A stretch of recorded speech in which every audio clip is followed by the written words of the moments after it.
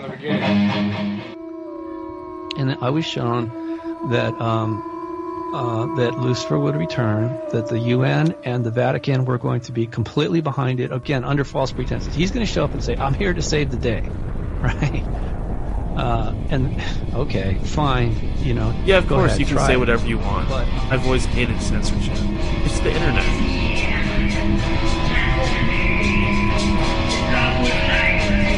Sometimes, you know, once they get you for your first love bite, well, it depends on how aware you are, right?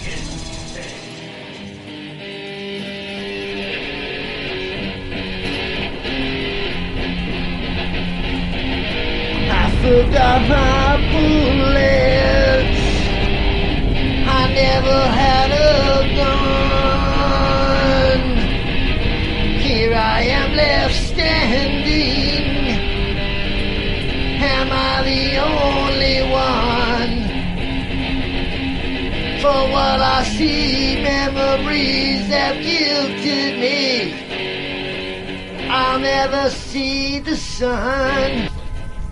First of all, as you know, the Anunnaki and the Draco are enemies. Second of all, underneath Baghdad was a stargate that was created by the Anunnaki so that they could transfer from Nibiru to the Earth.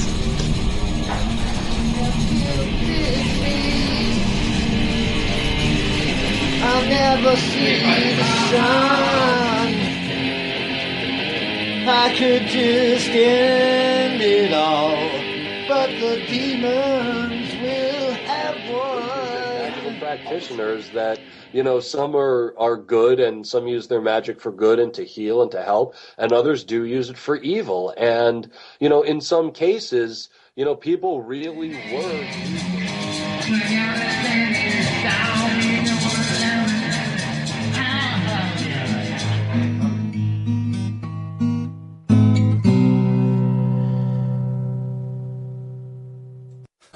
This is too much sometimes. From the broken ruins of Babylon, this is End of Days Radio. And I am your host, Daniel, coming all the way at you from the heart of the Pacific Northwest.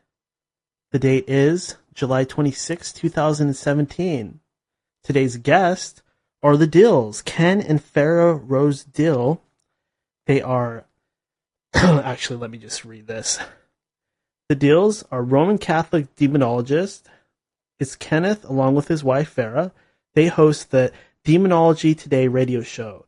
The goal of the show is to help pass on their knowledge to the listener as to provide for many a better knowledge and understanding of demonic hauntings and hauntings in general. A Demonology 101, if you will, on through advanced topics. And I'm going to go ahead and dial them up because they are waiting. Okay. Can you hear us? Hello. Okay, hold on a minute. Let me switch this. Yes, I can.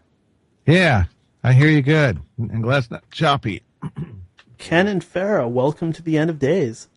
Well, thank you so much for having us. You're welcome. And what I usually like to ask to anybody that's been on the program before, how have things been since we last talked? Anything new in your world? Let's see. When was it? When did we last talk? It was about a year ago. It was about a year ago. So yeah. Mm-hmm. I'd say that things have definitely picked up in possessions for some reason or another. People obviously like playing with the dark side a little bit too much, and yeah, are not quite sure when they get tired of playing with it why it won't go away, like the bad dog that it is. Uh-huh. Goodness gracious, we actually, since we talked to you, your book, yeah, that you majorly wrote. Well, we didn't. It's not published fully yet, but the Guide to Haunted Investigations. That's right. We pushed it out and got the underground edition out, which basically is it's a primer based on a lot of years of my experience working undercover investigations for a private detective, being around police, SEALs, Green Beret, and understand how the investigation actually works into human homicides, crimes, that sort of thing, without actually having to go through all that rigorous years of training and experience, but being on the peripheral and applying it actually to what they call paranormal investigation today. Mm-hmm. It's a step-by-step invitation into keeping yourself safe, using a little elbow grease, footwork, brain power, and the good old schnoz to sniff out what's probably actually going on instead of assuming it's a demon. Because usually it's not on people's properties. Yeah, that was a little different because instead of it being kind of a information book, it actually kind of procedural on the investigation side from the bottom up, where the Catholic Demonologist wasn't. It more dealt with, the fact just about demons and stuff, not so much about your team and what you deal with on that. So we're hoping it's a fill-in as well as the rest of the books, Justify Part 2, yeah, at some point or another. The other thing I think that we might not have brought up was, last time we were on, I don't remember if we had said it was a year ago, was that we wanted to start doing a YouTube show, and make it live or optionally edited, depending on what mood you're in, and we're going to call it The Real Deels and do it on a variety of topics, and some of them are going to be pre-canned and instead of being live, where we can make it more like almost like a documentary a little bit. You've seen some of these YouTube shows, when most of them are actually produced instead of live, and when they do it live, it's a lot more awkward. But they kind of give you that live feeling, it's been edited with all the jump cuts and everything. So we're set up for that. We're going to try to start that in the fall and make our transition from radio on the same night to video at some point. So we got to put on our Jetsons masks. Remember the old TV series? Yeah, Jetsons, it seems like someone calls you on the phone, and what was her name? Janie got a call from her friend, and she just woke up in the morning. She has bags in her eyes, and she holds this mask in front of her face, to represent that she's all made up and wide awake. It's like I never thought we'd see those days. It seems like so many people are getting into this video now. They want to see me. I don't want them to see me, though. I getcha. Oh my gosh, it's so funny. Now you sound like my wife. Oh my gosh. No, we're going to use the visual part of it, kind of like a presentation, because you can cut in and out. And we wanted to do a show about the magicians out there, because some people are saying, Dynamo, for example, some of the things that he's doing can only be done through occult magic. So we wanted to break that down, and the best way to do it, you can't play audio and then say, well, now he's picking the card up off the floor, you can't do that. So if we actually can play the video and then comment on and do one of those, stop the tape, and then you see right here, it could be a lot more, audio visual, and everybody's got a short attention span, so it could be pretty cool. And then it's not going to be bad with the software they got out now, that way you can just kind of switch. So we're looking forward to it, definitely. And I'm sure it'll get easier as time goes on. At first it might be a little chaotic, but I don't mind. Maybe we'll have to run a couple test shows first. Now, is this going to be in front of a live audience that can actually comment? I know there's some YouTube things that do it that way. You mean an auditorium, or you mean with a live chat audience? Yeah. Yeah, we're going to put a chat box up live on some of them. Okay, cool. And some of them we're going to probably do live from a lecture. I'm not sure how we're going to present that, because there's options like TED Talks and some of these other ones where you can just throw together a whole lecture series, And I don't know. That's going to be different than the radio show. Well, this is important because the truth is that most people are simply too afraid to even talk about this. Yeah. Well, even the priest. We're running into more and more. Mm-hmm. We're actually, the sad thing is that even in the non-denominational sectors and some of the other sections of Christianity that have to deal with these sort of entities and spirits and haunts on physical locations, the pastors don't want their other pastors dealing with this. They do not want to talk about it. They don't want it brought up as a topic of conversation, even in a small boardroom. Mm-hmm. And we're seeing more and more people ostracized that are actually doing deliverance or that are getting involved with people's lives by doing house cleansings and blessings. They're persona non grata in their churches or among their peers and among their communities. So it's kind of crazy. So, yeah, we're not in it for the popularity contest. That's a fact. We're in it for the food, right, Ken? Yeah. The people always give us like great cookies and cakes and stuff like that. Like, oh, thank you. We're like, oh, good. We're going to be 500 pounds. Thank you. Hey, free food is good food. Always. That's funny too, because John says, you talk about the demon stories because everybody wants to hear them. We did an FM show for a little bit, and then when we got to numbers, maybe it's just too scary for some people. Talking about possessions and first-hand encounters and all that stuff. I don't know. But the numbers weren't good enough to continue, and it was a lot of work too. So I'm thinking it's kind of a specialized show, and we're not trying to make everybody happy. I won't do one about, Bigfoot and UFO aliens without putting our perspective, on it that we would. I guess if we had, it's not so much the variety factor. It's just that we're not wishy-washy on what we believe in. And I think we have to be. We probably should have had, somebody's B-movie horror. That's what some of these shows do when they're on FM. They'll go and look for these Hollywood actors, like the guy who played in, what is that movie, House of a Thousand Corpses, mm-hmm. or, you know what I mean, or Pennywise. No, that's Tim Curry. You know what I mean? And so that's not really what, we're wanting to do or should do either. Tim Curry is scary. Yeah. Mm-hmm. He doesn't even have to wear any makeup. He scares me. Who? Tim Curry. Oh, Tim Curry? Yeah, he's just... That was good. He went with John Boy in there. Yeah, that movie Legend, where he plays that big, demonic sort of creature. Just great job on that. So terrifying. Or at least when I was a kid. Well, I haven't seen it in a long time, and I think I caught it late. So now I'm going to have to check that out again. Rewatch it? Yeah, if we can find it. Yeah, I know. Next to Carol Burnett, he had more personalities than that Sybil in that book. Oh, that was an interesting one. Yeah. Now, just to rewind a little bit, a lot of listeners have started listening to this program since you guys were on, and I just liked, if you wouldn't mind, could you just go over how you guys got into this for me just a little bit? Okay, do you want to start, Farah? Of course not.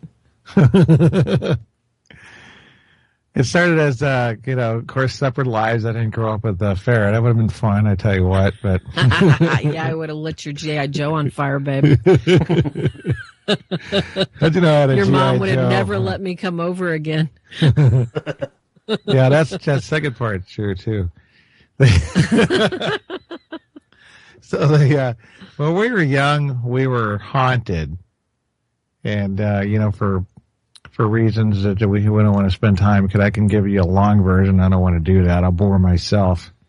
But what I mean by that is, instead of just, these things where kids are having nightmares and leaving their lights on, how about if you really have stuff in your room and then it takes you a long time? Like for me, I was 18, and up until that point, my mom was telling me they're just nightmares. What do you call it? Night terrors. Like you're hallucinating because you wake up and you're half asleep. Well, I had a friend over when I was 18 who came out of boot camp in the military and asked, "Hey, can I come over to your house?" And when I'm on leave, he wanted to visit his girlfriend and all that stuff. So I asked my mother, and I said, "Okay." So we put a cot in my room. I remember sleeping, there was no nightlight or anything in there, and the heavy curtains, you couldn't see the street light through the window much. So I woke up, half asleep, like I do, and then supposedly it was night terrors then. And I look at the foot of my bed, and there's this 7 foot tall hooded specter with long, skinny arms pointing at me. And at first I said, "What do you want?" Because I didn't see the detail of it, like the arm pointed at me, which is kind of an aggressive thing, because the arm just kind of like pointed at me. like as if to go, I want you, like Uncle Sam.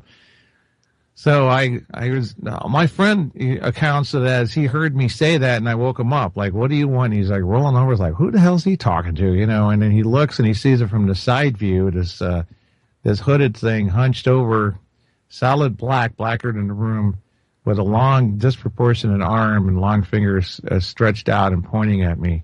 And I said, wait, you mean I asked what it wants and it pointed at me? Oh, God. So it's a good thing I ran the hell out of there, and I ran down the hall. So I can't, oh my gosh, Ed's in there. So I came back and I tried to reach around the door to turn the light on in the ceiling, and the light went out. Like, I have a good time for the bulb to go out. But that later on we find out that happens in the presence of a demonic. You go through a lot of light bulbs and stuff, they find a way to weaken them or take them out. Well, that was a catalyst right there. Unfortunately, it's 18. See, what was that? When I was 18, it was like 1979? I think so. So there wasn't much material out there. All you really had was Hans Holzer, parapsychology points of view, and that kind of thing, and unsolved mysteries, and in search with Spock, And my parents' library, because my father was into we'll just say deliverance, and so I was the third grade. Another story right there, and we had a lot of Lives of Saints books, so I didn't read it until after this point, when I started really trying to read about it, that Padre Pio was describing shadow beings, like forms going up and down the prison walls and so forth, when he was there hearing confessions to work on death row inmates with a couple of monks. And those type of things were always in there. But the problem is the library was more free and easy accessible and straight to the topic, instead of having to read about all the other things that, they did that were irrelevant. So you had to really dig. But anyway, long story short, so I got stuck on the parapsychology path. I was an electronics guy, so I made devices, like the early EVP recorder type things. It was some gray book by Tab, so you can actually build your own projects, because they weren't selling that stuff then. And so I come from that because I was into electronics and, and reading the wrong sources, even though I had priests and nuns and stuff in our family, on my mother's side and my father's side. I would ask them questions about the devil and stuff, but, I still didn't point me in the right direction. But anyway, before we run out of time on the show, brings us to the moment. I should have Farah fill it in the rest of the way. Like I said, I always hate this because it's like, do I remember the short version? I mean, I think he's willing to give you a few more minutes, honey. Oh yeah, we've got quite a bit of time. Of course, I don't intend to keep you too long, but explain as long as you like. Yeah, the 18, so that was like the catalyst. And so we're talking experiencing the other stuff since I was 5, when I'd wake up and I would experience these things. Like one time I got up when I was younger, just to give a quick little example. And I looked in the ceiling, and there was a piece of cardboard, like a ripped cardboard lid, flying around my light in the ceiling like it was a moth or something, just erratic floating and, and fluttering around like in Poltergeist, when that book, flipped pages in the woman's face, that psychic medium, when she first saw that room. And I got up, and it's like, you're kind of mystified. You don't run like hell. Like that's the same thing with the shadow. You're not sure. What the heck is this? What is that? We didn't see those kind of movies with realistic. Ghosts were boring. They were the Canterville Ghost, a ghost of an old man and an old woman, or a haunted mansion at Disney World. You know what I mean? So we didn't know that, about demonic haunts and that sort of stuff. So it was flying around in the ceiling, and I got up and I was looking at it, and it did some dives at me, and I had to actually duck a few times. And finally, pretty quick, I'd left the room. But I watched through the door, and I saw it do it one more sweep, and then it went behind my chest of drawers.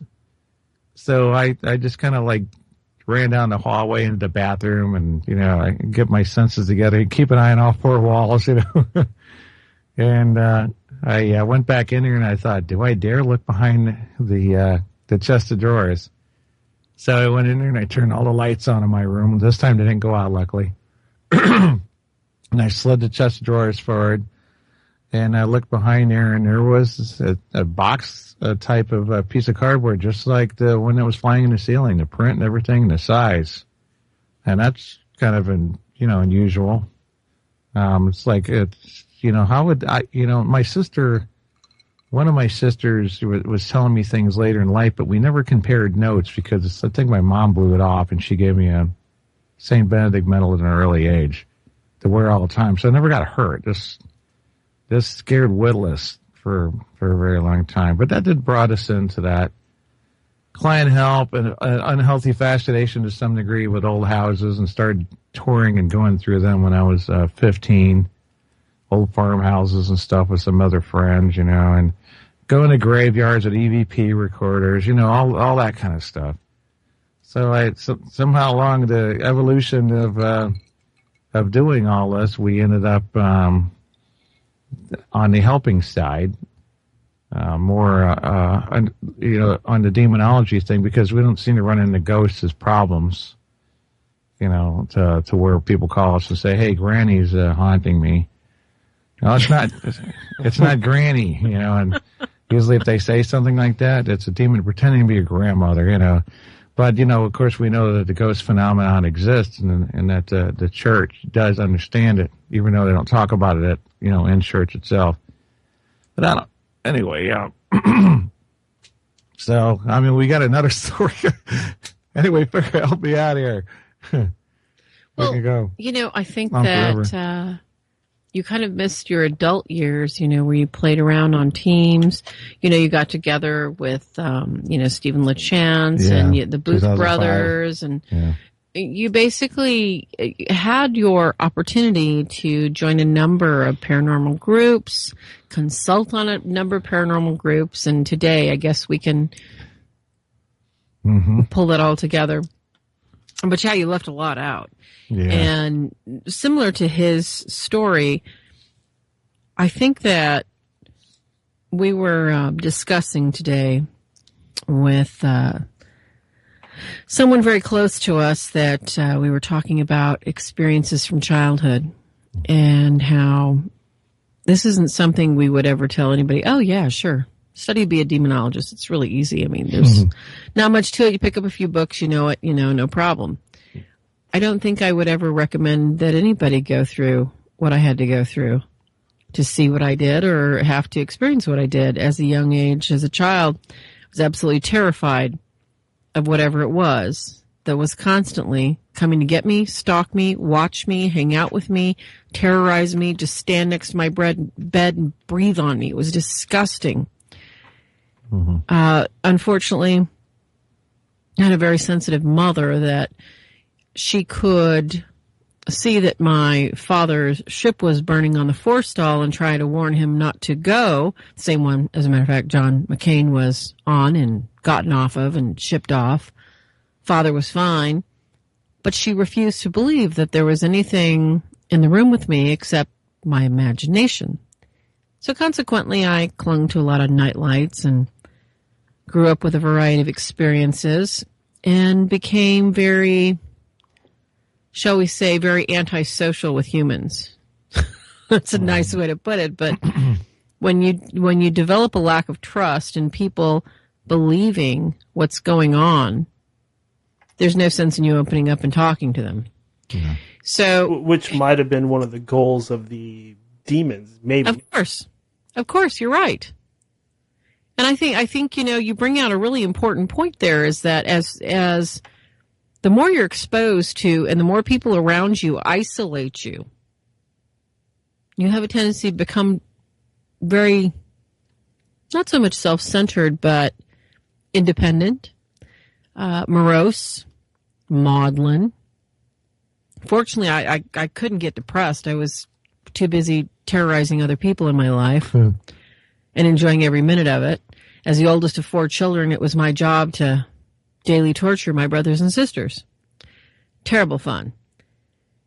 They, too, had similar experiences in a variety of military bases, encampments, houses, from anything from doors opening to smells to dark shadows to visiting places of wreckage and things like death, rape. We're talking about cars, old cabooses left out in the woods. Military bases took over a lot of property when they established themselves. And of course, as a kid, what have you got better to do other than get home when the light turns on? You go explore these things. That was, unless, of course, you were busy doing drugs or hanging out with the party people. And I was never a popular party person. So, yep. We lit Barbie dolls, threw them on the roof, and hung out on the dark side. That was probably, that was probably, I was definitely a tomboy. Mm-hmm. As I got older, I saw a need for the people that were constantly finding me. And I never looked for anybody. I never tried to say, oh, by the way, have you ever had this happen to you? People came to me. Now, today, when we help people, you can look at this one of two ways. If someone says to Ken and I and says, well, these people are always coming to me and I just don't know why. There are two responses to this. One, you send them to somebody that has a little bit more authority than you and say, you know something? I can listen and I can empathize. I have no authority in this situation. And I think that we need to get you to somebody that does. Or you can take some time, spend some time in discernment and say, I think I can give you a few steps to get you out of where you're at. And that's what started me thinking probably in junior high school when I was finding out about the circle of kids that were sleeping with the teachers there and the candle burning and wax dripping, weird things they were doing in the woods. The teachers were involved? Yes. Whoa. In junior high. This was, we're talking about, let's see, mid-70s? Yeah, the junior high teachers were sleeping with the girls. I didn't know that was going on that long ago. I thought it started with Mary Kate Letourneau. Oh, please, honey. Oh, my gosh, you are such a puppy. No. It just went on, but it didn't get reported as much, I suppose. Yeah, of course it didn't, because when it's popular in, the 60s and 70s to sleep with your child and nobody would ever say a thing about it, well, that's time immemorial. Why, if, your teacher's hot and you're getting invited to go smoke pot, do some coke with them, hang out on the boat, why would you tell somebody when the teacher decides it's time to go all the way? If you're in 7th or 8th or 9th grade. They don't want to tell. They want to belong.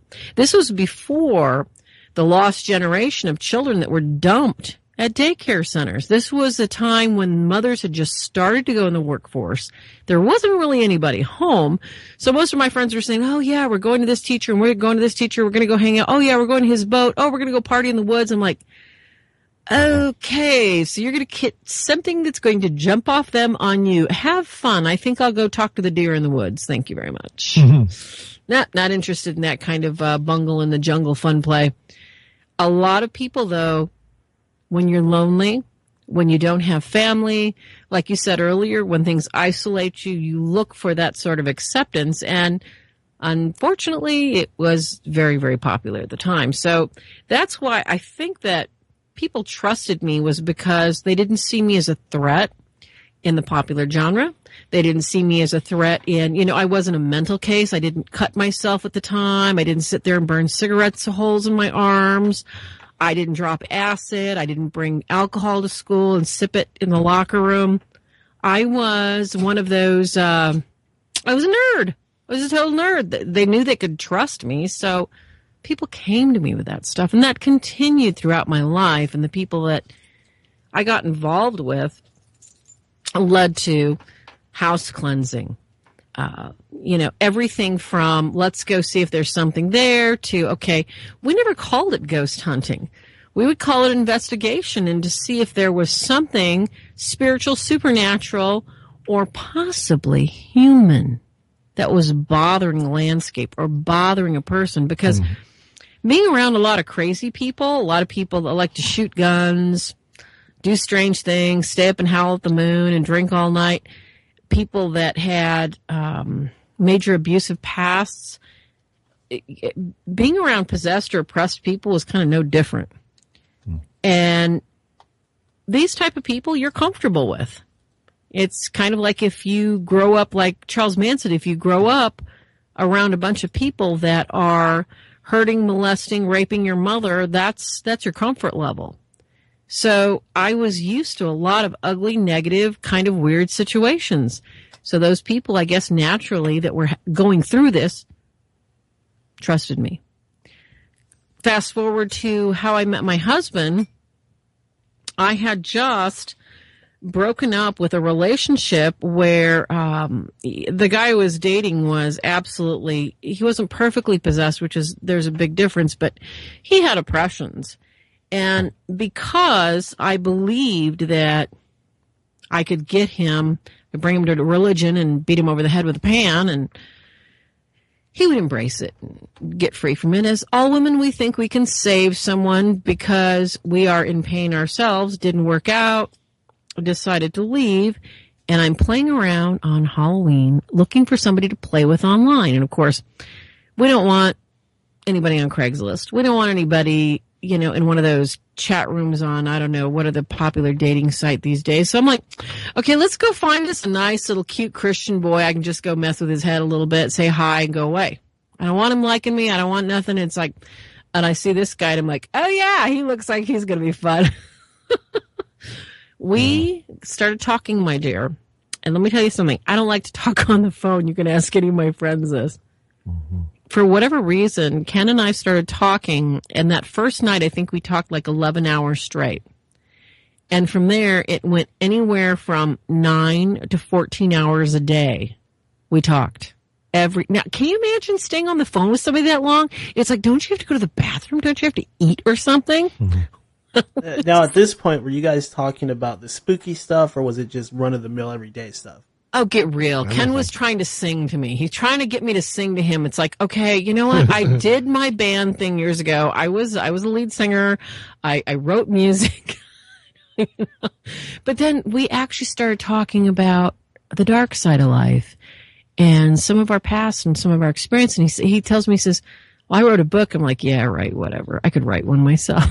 So it's like we talked and found out that the demons, the ghosts, the things that we were exposed to, it's almost as if when you look at the matrix of life and you look at the fabric of eternity, it's almost as if in the fabric we were woven in parallel directions.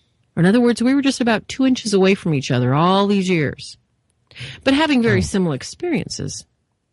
That's what was pretty mind-blowing. Yeah. So we got together. You know, there was no doubt there was going to be more, what do you say, dog poo hit the fan. Mm-hmm. It was guaranteed, because us coming together as two demonologists with the exposure that we had, we definitely could kick some doors down for the good side. That was probably the big shakeup. I mean, we almost totally broke up like 2 years into our marriage. It was like there's so much pressure from everywhere on us that we're very, very blessed that we've survived the 7-8 years we've been together. So I'd say that now, as we look back at what brought us here and the things, we've got like 3 books on deck. There's just so much knowledge between the two of us. There's so much experience between the two of us. There's so much we need to share with people. And not all of it's bad. A lot of it is great news that, you know, you can avoid a lot of the stuff you get into. You can avoid a lot of the heartache that we put ourselves through. Yeah. Self-help. Totally. It's all about one foot in front of the other, folks. Literally and figuratively. Oh, great. He fell asleep. Well, earlier you mentioned oppressions. I suppose my question would be, what is the difference between somebody that is possessed and somebody that is oppressed? Mm-hmm. That's that common, description that they give. I think that, the Conjuring movie, when they said, Ed Warren saying there's 3 stages of demonic activity: infestation, oppression, possession. Well, he left out a bunch of stages, and some that probably should have been in there if you're getting detailed. In my first book, I put in temptation, and I put something in there called scout and roam. That's which we still get now. It's when you get a case and then they come and check you out, but they don't damage anything, and they can't, scratch you or anything like that. It's more like they're just a fly on the wall, and you wake up and you might even catch them at the end of your bed, and you bless your house, go back to sleep, no problem. Scout and roam, kind of a scouting trip. I got that from the old school of hockey when they used to have 6 players on the ice. We're talking about early 60s or something like that. And then, of course, the next stage, infestation, oppression, possession, and then the ultimate goal is the spiritual death. If they can't achieve it through their physical death, they'll get it some way or another is what their goal is. Now, then there's stages that are more to do with the person that are in between the time when an infestation starts, when it's gotten a form of invitation that actually is in your house, which it applies to house or an object, and that would be obsession and subjugation. And if you take those, that also applies to when people get hooked on drugs or, porn addicts or, whatever it is. Or it could be like a love obsession, too. Yeah. So I think that every time, I've said this more lately, I guess, because we're running into a lot of possession cases, and it's more about a person, it's not about a house. Property anymore. It's rarely now that they have to remember that. Of course, the temptation stages will be here along the way. They just get louder to the point where you end up actually hearing the voice like it's a disembodied voice, or even when you get really close to oppression, possession, you start to see something talking to you at some point. But obsession, subjugation, oppression, and possession. If you look at it like that, you can see what's going on in a progressive stages. But I guess a basic definition would be that when you're targeted, now it's zeroed in on a person. If it was just a haunting and it's usually one person in a family, it's more targeted than the other. It's easier to isolate one person. That sometimes that can be indicated who's the target by 3 scratches. And when it gets to that, the difference is that they're not in control of the person. They're on the outside knocking on the door and manipulating them, doing everything but pulling your strings, which they end up doing when it's possession. They can't come in yet, but they are working to get in. They've actually zeroed in on a person. I don't know if I have a short, dictionary. Well, I think, if we'd like to shorten it to, so that our audience can understand the difference between oppression and possession, think of it this way. Mm-hmm. You have been on a diet for an entire week. Your friend brings over this favorite, fabulous, fudge-filled cake and puts it on the table. Now, if you're oppressed, you're going to be tempted to stick your finger in it and taste the frosting. You're like, no, I think I'm just, you know what? It's temptation. I'm going to go ahead and walk away. If you're possessed, you're going to do a face palm right in the middle of the cake and go, I can't help myself. And not remember doing it. No, you won't remember. You won't have any memory of it. Like, I never touched that cake. I didn't even see it. I don't even know what you're talking about.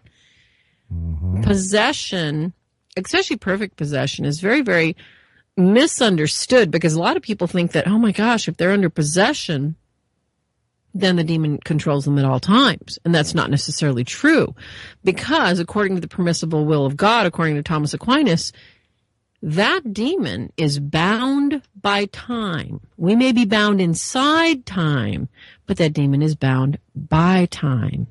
So he's only permitted to have access to you maybe 2 hours today, maybe 10 hours today, but not the whole 24 hours. God would never permit that. For all week. Because your will, that demon cannot supersede your will 100% of the time. God would never allow that. But even in perfect possession, even when people say, forget this, I want all the demons, I want the party, yada, yada, still, maybe 20 hours, but not 24 hours.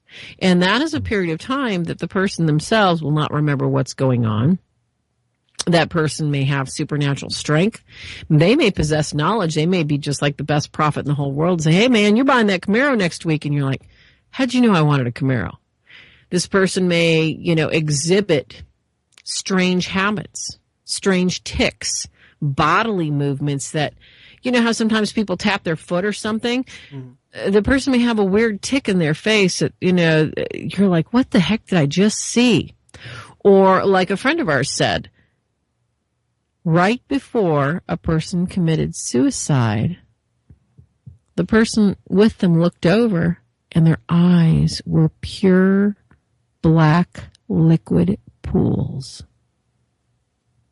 You've heard of that before. That's pretty serious. And whereas an oppressed person is fighting it, they're depressed. They might be on depression meds. 1 minute they're kind of like happy and going, yeah, I can do this. I can do this. I can do it. And the next day they're like, oh my gosh, everything is horrible. Everything's nasty. I just can't deal with it. So it's degrees. It's almost as if you're looking at the degrees of illness of cancer, whereas you're looking at a little bit of cancer that's removable as to an infestation of cancer that's not killing the host, but you can't dig it out without killing the host. Yeah, everything is stepped up to. It's like if you have an addiction, if you like alcohol, you may become an alcoholic once you get oppression because they're able to push your buttons and pull your strings a lot better than they could just at mere temptation levels, which is what everybody faces every day. And, typically we'll hear, and this is why we're writing more books and we're going to redefine it. We're going to push ourselves into the conferences and stuff at the church after we get some more information out and some videos done for the church. And one of them is that there are several stages of possession. Yeah. With perfect possession, I think, being the more severe because it has a lot to do with the free will. And that's what we've got in one of our books that we've got to really line up so that people can understand this, that are in deliverance. This is very important. And it's funny, too, because we call, everybody was. Like we run into, what's an oppressed person. And they said, and we've had several of them, and it requires minor exorcism still.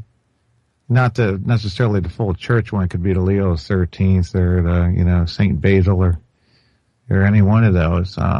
We did one at a convention. Took about 15, 20 minutes, and the voices stopped. And they did not return.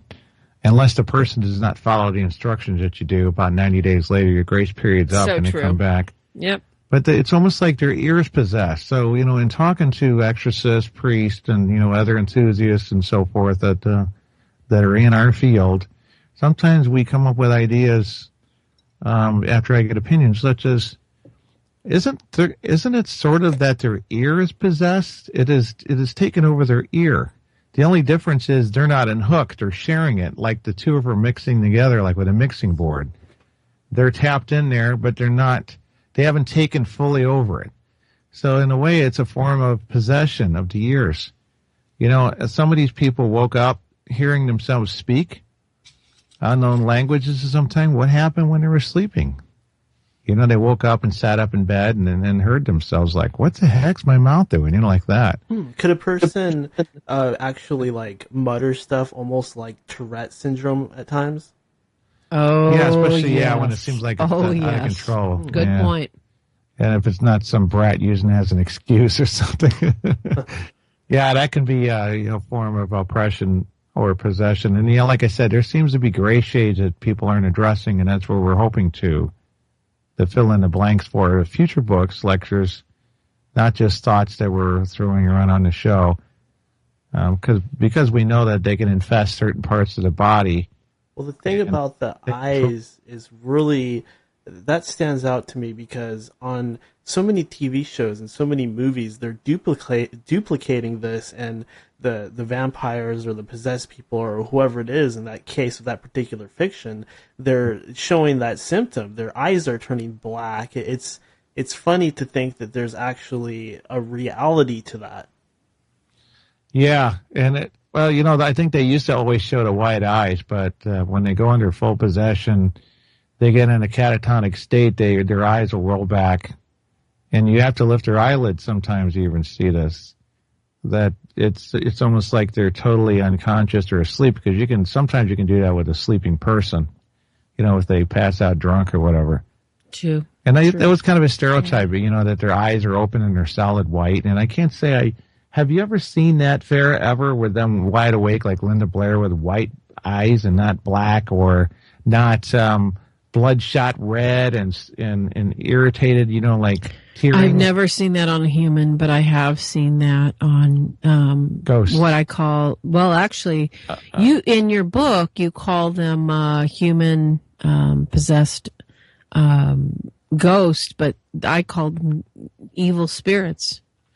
I called them human minions, the demons. Basically, yeah, they were lower level entities, because it was almost as if the white flame of their eyes was going to possess you. The white flame of their eyes commanded you. It wasn't instead of the occult spirit of the red eyes or the black eyes.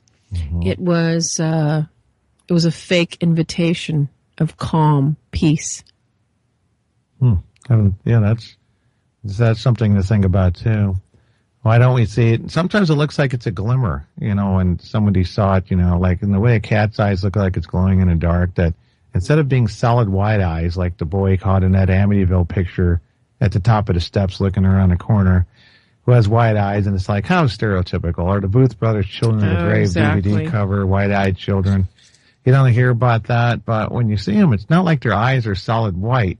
It's more like you're looking at some sort of like a reflection, right, Farah? When you seeing those as spirits or something that is impossible to be a human in the house, so it must be an apparition or some form. What I saw, especially with this drowned spirit at this lake, what you're looking at is, if you can imagine, you guys are guys, okay? Totally guys.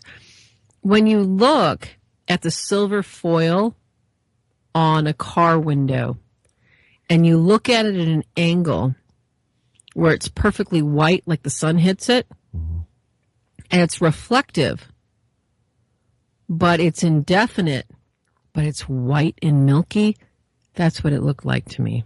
Okay. Freaky. Yeah, Just I hadn't freaky. seen that as much. I had to sit and think about it a little bit.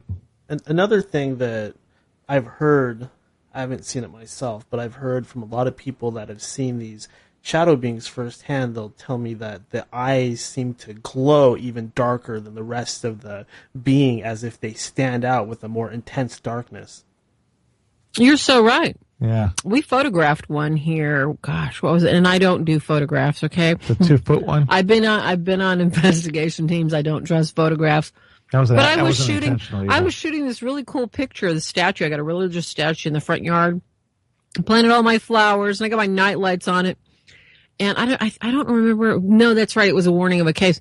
And I'm taking my camera out there, and I'm like taking pictures. I'm like, hey, Ken, look at this. It's so cool. I'm like, oh my gosh, do you see that? And it was this little clawed horn imp with super, it's like, I don't remember what they used to call it in the auto industry. I lived in Detroit too. It was like black on black, but it was horrific. It's like, I kicked Ken out the door. I'm like, you go bless that garden. It's like, get out there. Yeah, it's funny how we let these things slip. It's like, I don't have any pictures of me in a band except just a. Okay, I don't have any pictures of me as Mrs. Michigan America either. Who cares? If we don't post them and don't flaunt care. them, there was no like social media back when I had my last full Honey, band. I made all my mistakes before social media, thank God.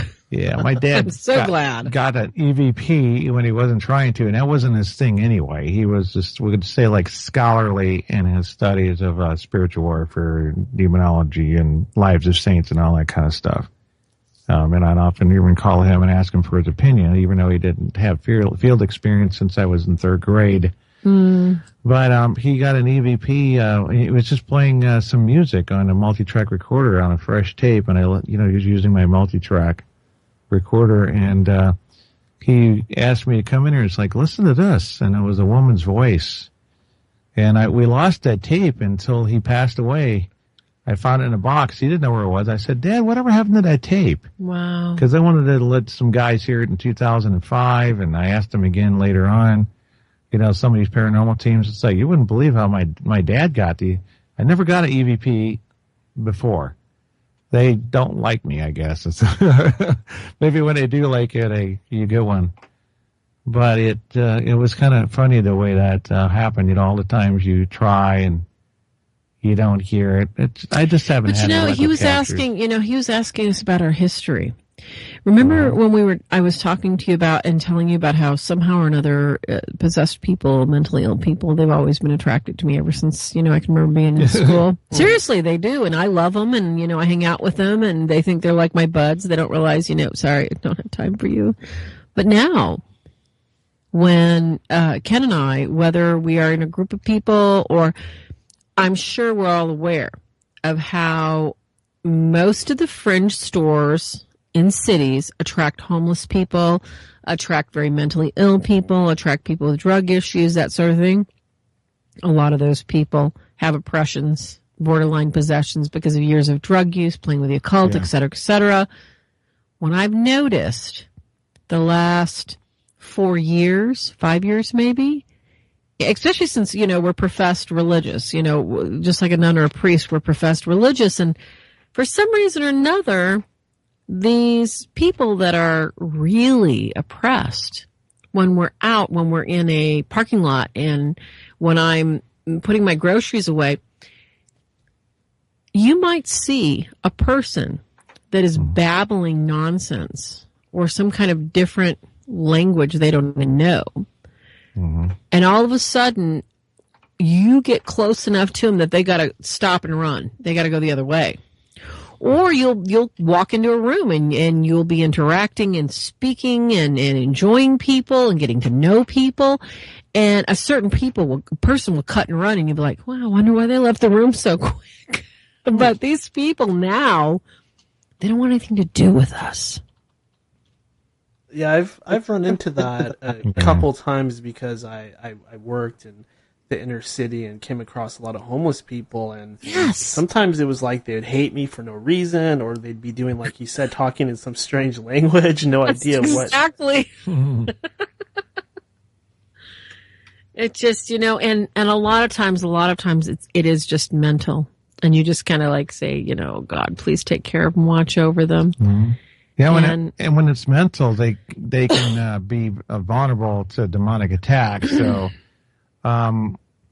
there was a priest who I had on my old radio show, and there wasn't a whole lot out. Now we got Father Driscoll, Father Chad Ribinger, exorcist, and some others who are starting to be really good at talking about psychology equally to spiritual warfare, as though you have to weigh both. And I don't remember his name now for some reason. I have his old interviews. But he used to talk about saying that whenever he sees this, symptoms of abnormal psychology, he expects also that somehow there's a demon woven into there, but not like possession. Maybe some forms of oppression, like you are addicted to alcohol, because we've seen healing masses and so forth. One guy went in and he was trying to get he wanted to have his cancer cured, going to a healing mass where there's prayers done and spirits, like spirit of cancer, holistic type of way. Yeah, kind of things like that. But it's done by a priest, and there's a mass that precedes it. Well, he went up there, and then the cancer didn't go away. I guess it wasn't God's plan. but he had an addiction that actually went away unexpectedly. And one of my relatives, on a separate note, was in a nursing home and started getting symptoms of dementia and even made excuses that she couldn't say the rosary. So I asked the chaplain to say prayers over her without her knowing it. There were deliverance prayers instead of just, anointing of the sick. And her dementia symptoms disappeared totally for 6 weeks because they start to surrender again. This is what happens with people anyway. The human mind, as we go back to that, is such it's a fortress. If you weaken that firewall, that outer layer, and sometimes we need lithium or something, or whatever the safest drug is, it doesn't have 1,000 side effects, to level the playing field until that person gets past, we'll just say, the mourning of a lost loved one or a recent divorce or whatever it is, because that demon will use that vulnerability. And then we find out when they get back on the drugs that they had also demonic possession symptoms, but they also had a need to get on that drug for clinical depression and bipolar. And that was there. So we have to really weigh them out both. That's what we tell people. Yeah, know your psychology also, but be careful. Don't jump too far either way, but weigh them out equally and carefully. One is a lot cheaper to have diagnosed professionally, but you can still be, people call it pop, what do they call it? Pop, armchair. But, you want to be, an enthusiast on it in the least to consider and bring someone along who can make the final judgment call if you're going to have an investigation team. That's in Farah's book, The Haunted Investigation, too. She has some things like that she was talking about, what kind of team members to have and what kind of cases, too. And I suppose that if somebody does have an actual case of mental illness, it probably does make them weaker for spirits to attack them.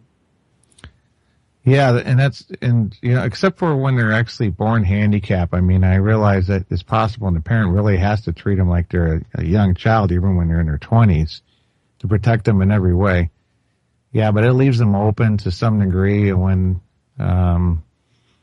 it comes to, the variety of ways that you might be damaged goods. You might have soul wounds, child abuse, abandonment issues, a series of everything. And a case we just came upon, it could be something as simple. That's a sad thing. When we have these little soul wounds, it doesn't matter how other people perceive that, we just shoved them or we just teased them a little bit, or, you know what, Ward, you're a little difficult and hard on the beeve. Well, beeve may be emotionally, physically, and spiritually totally devastated.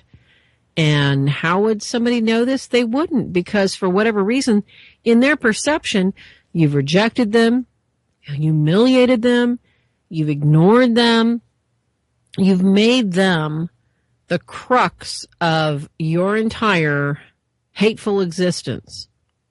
Nobody realizes that. The important thing about the psyche, though, is that A, it can perceive things as negative. B, it is healable. C, whenever there's such a thing called generational demons, whenever demons basically, it's like wolves on the scent of blood. They have a tendency to congregate around certain families for certain reasons, whether it's molestation, whether it's verbal abuse, whether it's physical abuse, whether it is drug and alcohol abuse. There are certain generational demons. It's kind of like the cockroaches that you carry in boxes when you move from house to house and you didn't thoroughly clean. That's what we liken them to. So when they sniff this blood out, they start whispering and reminding a person, well, yeah, you're pretty terrible. You're pretty rotten. Nobody loves you. And you start thinking, wow, am I really that bad? Do I really, do I do things that terrible? And you start believing the suggestions in your mind. And this is the beginning of oppression. Because there's just no way Just because somebody's speaking terribly to you, you should feel like, you're the worst person on earth. You can't achieve anything. Your father doesn't love you. He doesn't. And I'm telling you, to this day, all right, as old as I am, everything I've been through, to this day, I still believe somewhere in my heart that my mother didn't really love me. She tolerated me because I wasn't a boy. Because in Spanish tradition, only boys were valued as firstborn. Girls they're problematic. And whether that's my perception or that was a planted memory by evil entities, I may never know until, I cross over for good and get the heck out of here. But evil is like a wedge. The harder it is hit, the bigger the split. I always have to wonder if, in some cases throughout history, like suppression of women, certain races, and things like that, I wonder if demons could be behind that. What better way to suppress a person's will than create a subclass of humans? Of course. And, to tell... and this is all about our fallen world.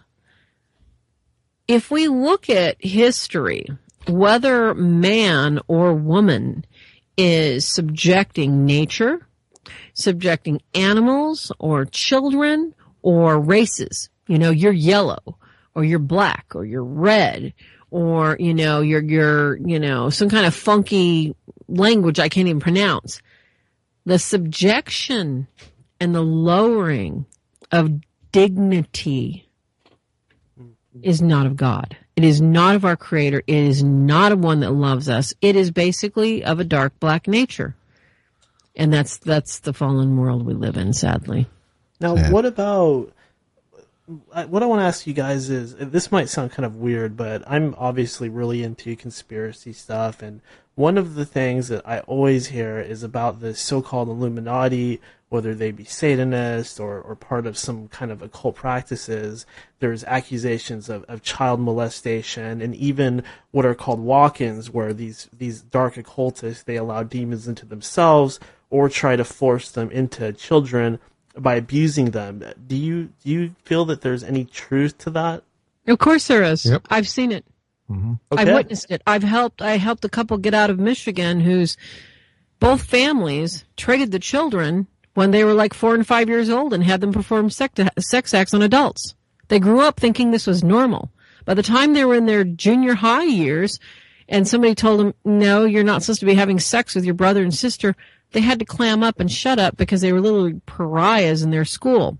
I met both of their parents, working, acting normal, sweet, loving, kind members of the city they were in.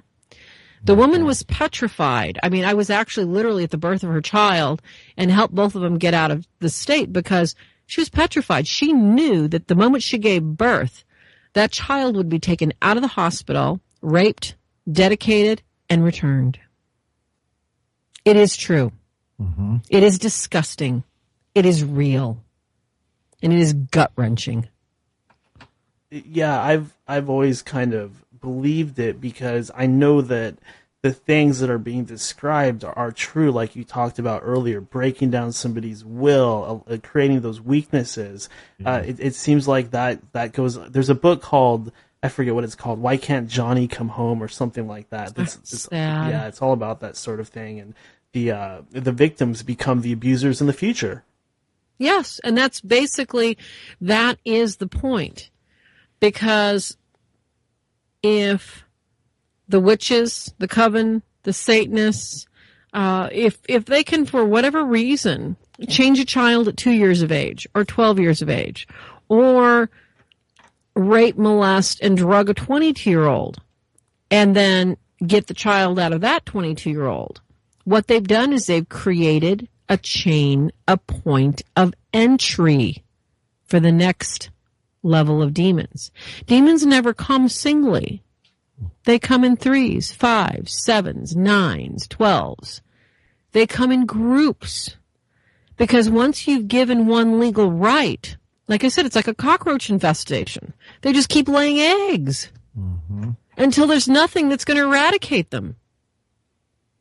Yeah, if someone keeps putting a curse on someone over and over, it just won't be the one demon getting more power. They're sending more demons, like getting another hitman hired because the first one wasn't enough. Let's get one in the bushes, not just on top of the building, and they multiply. So if we deal with a witch who put many spells on people, they're going to have probably many demons. And we can't expect that when an exorcism of some form takes place, that all of them are going to leave at once, or even more than one at a time. It kind of depends, and there's a lot of variables on that, and that's one of the reasons why the priest at some point may, when he's doing the Roman ritual, for example, try to force out the numbers and the time. They might even try to get the time and day of departure, which sometimes they can if they had luck with getting them provoked with, the name of Jesus, religious provocation of some sort. You can get the numbers, you can get a sign of departure, you can get a piece of valuable information of how did you come upon the victim, and they'll tell you, the mother cursed the child at an early age and basically gave an entry point. But not always forthcoming on that. But it does reveal the big picture a lot of times over these. If you study these other cases, not just your own, for example, they're not that easy to access. You have to know where to look. Some of the books got them more now than they ever have in the last 10, 20 years.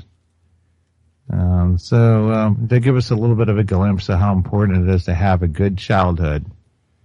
Why do you suppose that so many people are drawn to this dark occultism? Yeah. Too much. It's getting worse. And, it's just not... okay, I never really liked the really hardcore stuff like Slayer and stuff in the 90s. I had a friend that I was working with in the late 80s, early 90s, whatever, a factory. A real nice guy, kind of mellow and stuff. And I didn't understand, why does he like this stuff? He doesn't even seem like that radical guy like those guys in Jackass, that show where that guy's always abusing himself, for laughs. Yeah. It used to be on MTV and whatever, and there's a movie. He wasn't obnoxious or anything like that, an attention seeker. So there must have been something in his past that made him relate to that kind of music. That's the only thing I figure.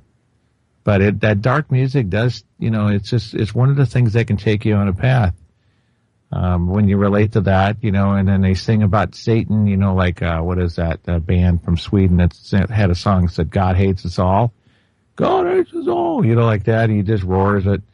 And they're all jumping around in a mosh pit acting goofy, and I've looked into this a little bit, and some of those really early bands that kind of inspired the heavy metal, there's one called Coven, and apparently that band actually does come from some of these secret society dark occultist circles. It's the real deal.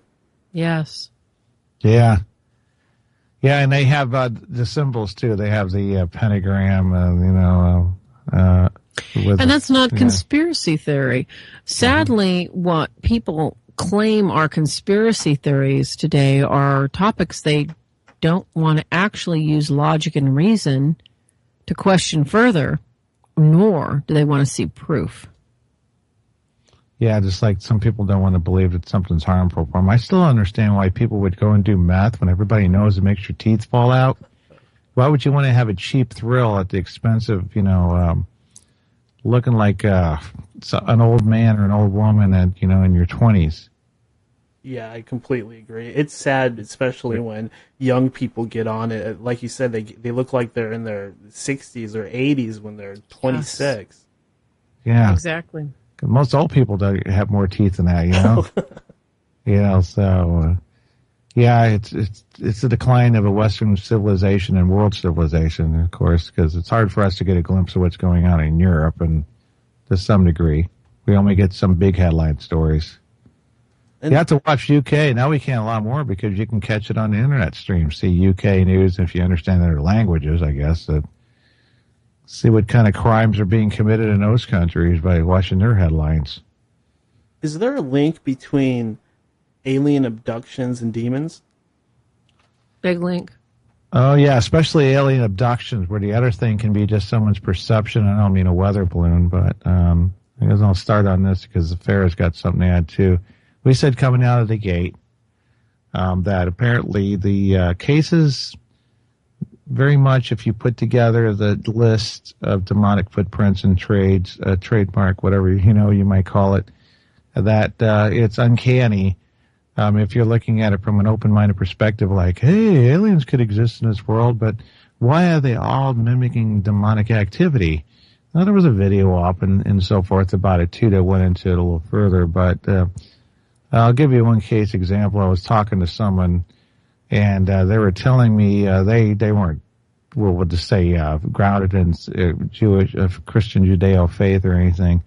They were just kind of new agey, They said they were being visited by, like a gray alien, and I found out they had sleep paralysis. They were waking up at 3 a.m.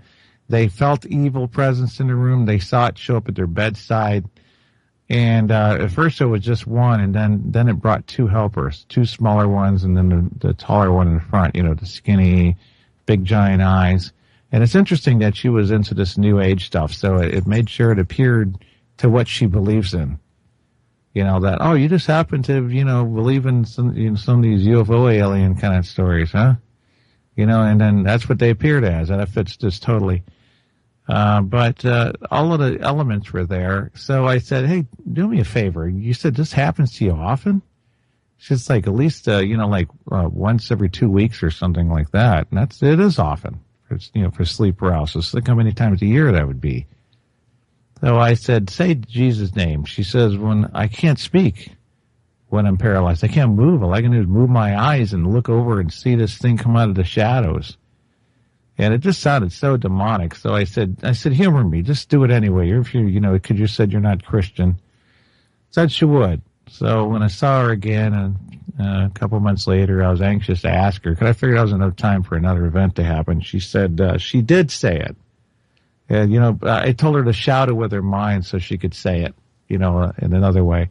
And then she was able to say it with her mouth because it freed her speech. It was like shouting and directing her thought at it, and she couldn't think of anything to say, so she just said, Jesus, help me, or something like that. But I told her to say, in the name of Jesus, be gone, or, command it in the name of Jesus. Well, she said when she just, shouted with its name, and it left like an uncanny, swift, kind of like a Roadrunner way, She said, what do you think that is? And I said, do you think it's possible that he was forced to go to church when he was a kid? And now he's all, messed up because he got forced to go to church. So as soon as you mentioned Jesus' name, he's like, oh, great, she's going to take me to church. No, I said it's a demonic spirit. Aliens are not going to be that. He'll be standing there having, if it was a real alien or whatever, you'd be saying, be gone in Jesus' name. So I'm aware of Jesus' name. The Prince of Peace. I mean, you might expect something like that, if it's a real alien.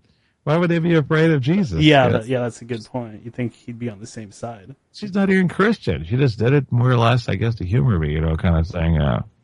But that's the beginning of it. Farah, this abduction stuff, we hear those? Actually, we have a really good friend of ours that, we talk to regularly because we love secretly, we're a closet conspiracy theorists, we just don't admit it in public because, we're demonologists. We can't come out and say, oh yeah, who believes in the stupid moon landing? We just don't come out with that kind of stuff. I know the feeling.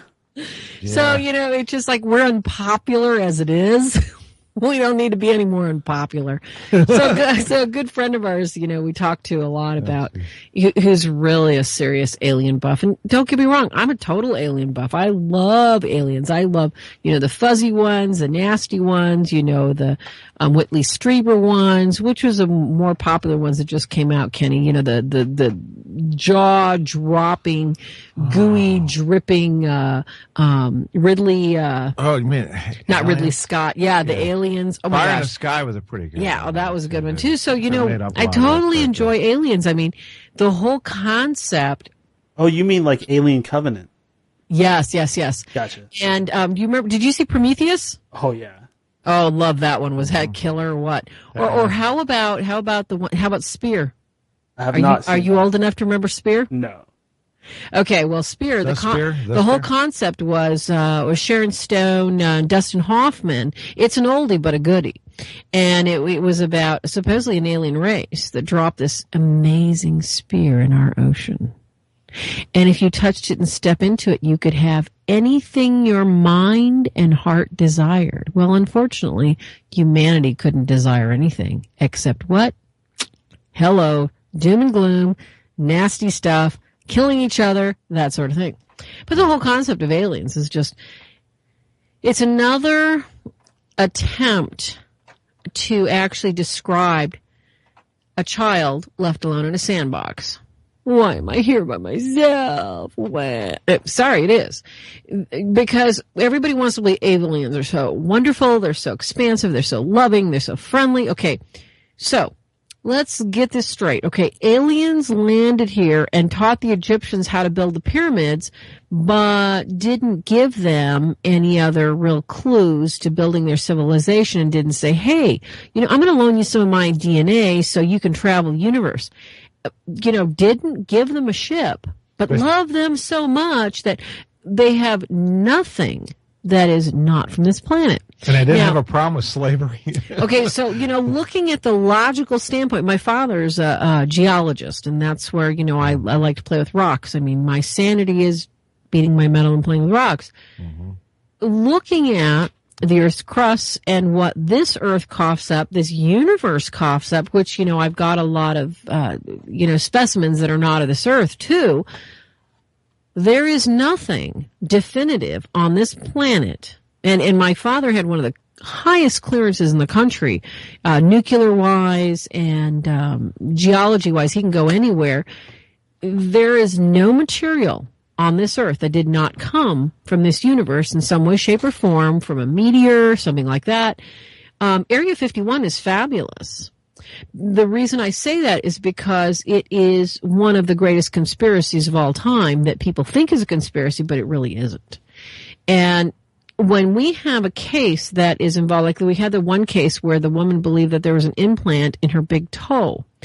And every time she would step into a certain part of the house, it would start to buzz and she would hear voices in her ear.